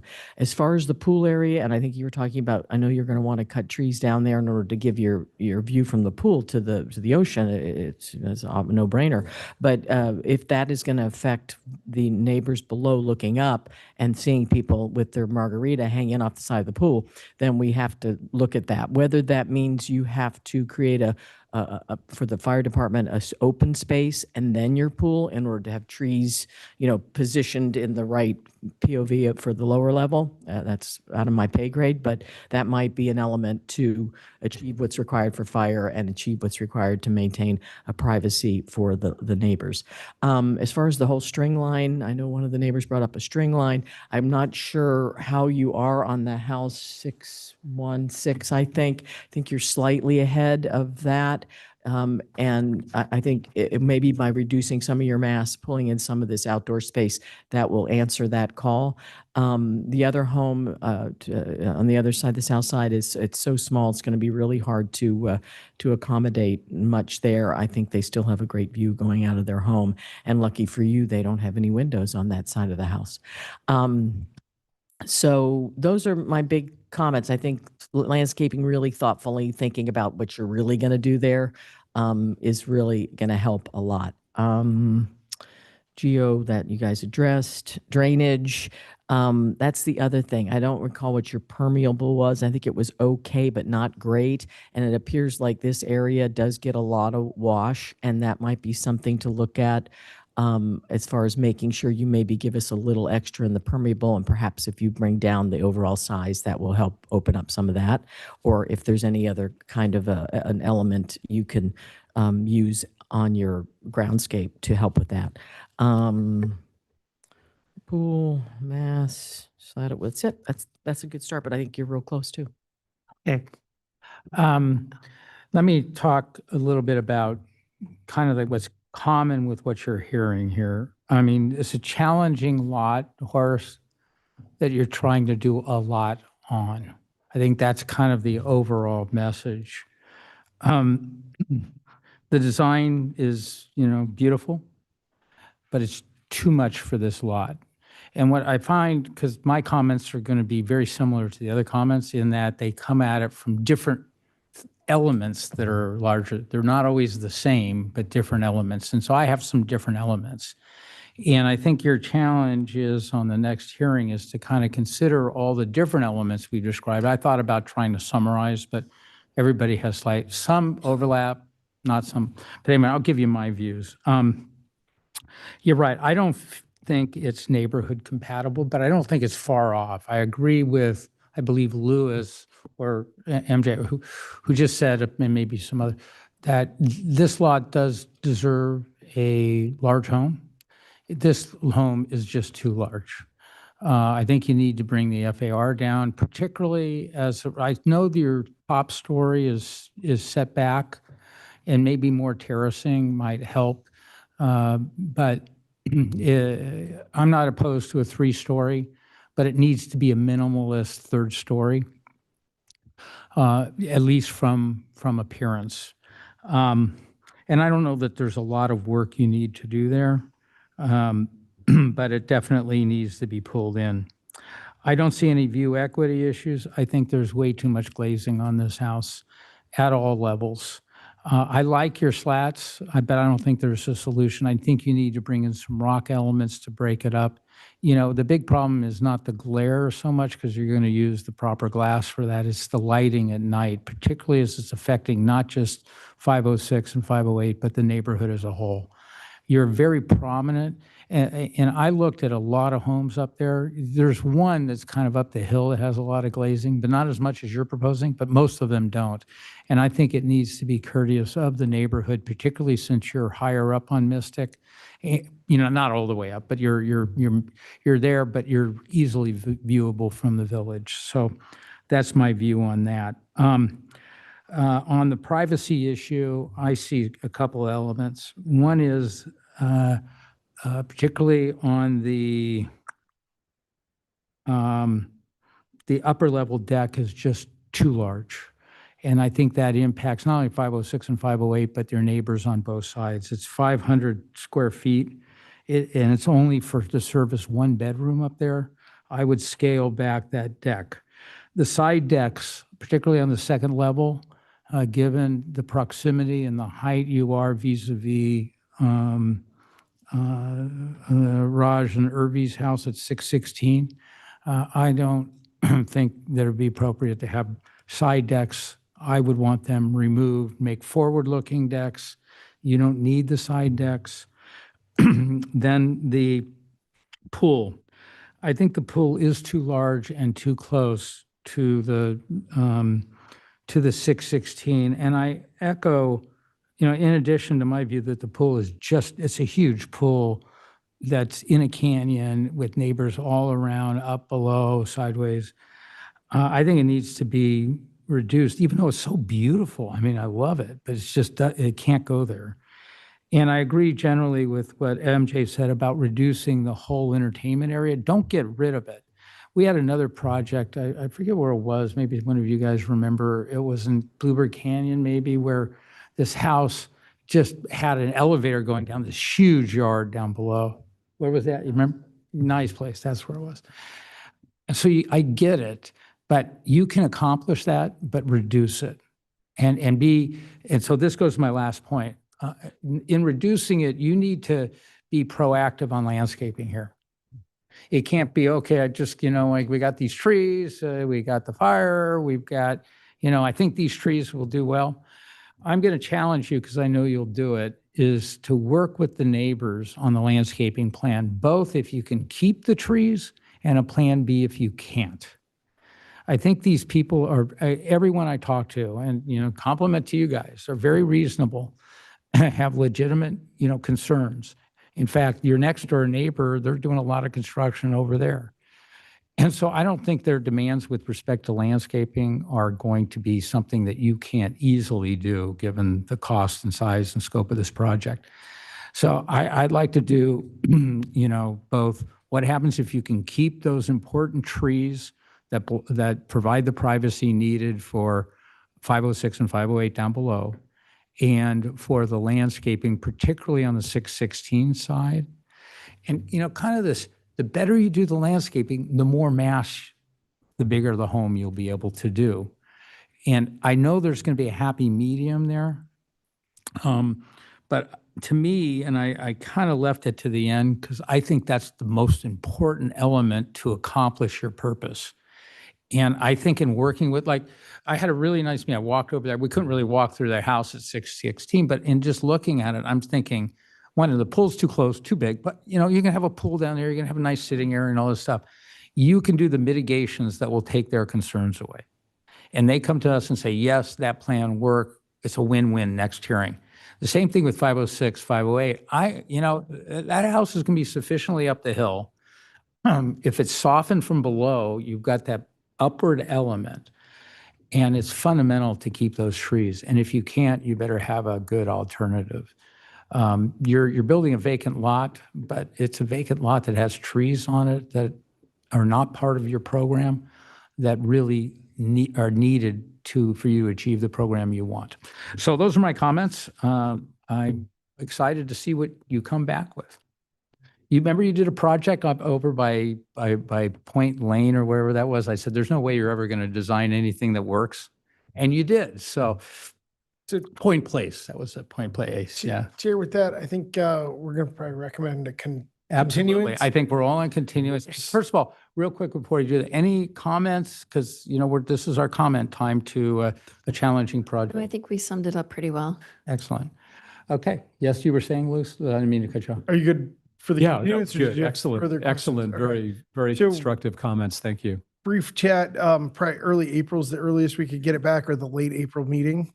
The end of May or March? Early, or if you needed more time, but your plans would, for early April, you'd have to be in February 18th with drawings, or 1st of March for the late April one. If that would probably be the earliest. So, but if you think you need more time, we can give you some more options. I think the submittal date of the 1st of March would be ideal. Give us like a little over a month to make revisions. Okay, April 23rd. All right. Hey, you want to make the motion, Luce? So Chair, I'll move item number, where are we? It's 5.13. 5.13 at project location 610 Mystic Way to continue with the board's direction to April 23rd. And the submittal date again would be? You're going to miss March 4th. Thank you. My replacement's in the back. Perfect. Thank you. I second that. Call the roll. Board Member Belta, Yes. Board Member Cubney, Yes. Board Member Weil, Yes. Chair Pro Tem Gannon, Yes. Chair Gibbs. Yes. Motion has passed 5-0. All right. All right, so we're going to adjourn to the next meeting. Can somebody tell me when it is? February 12th. We're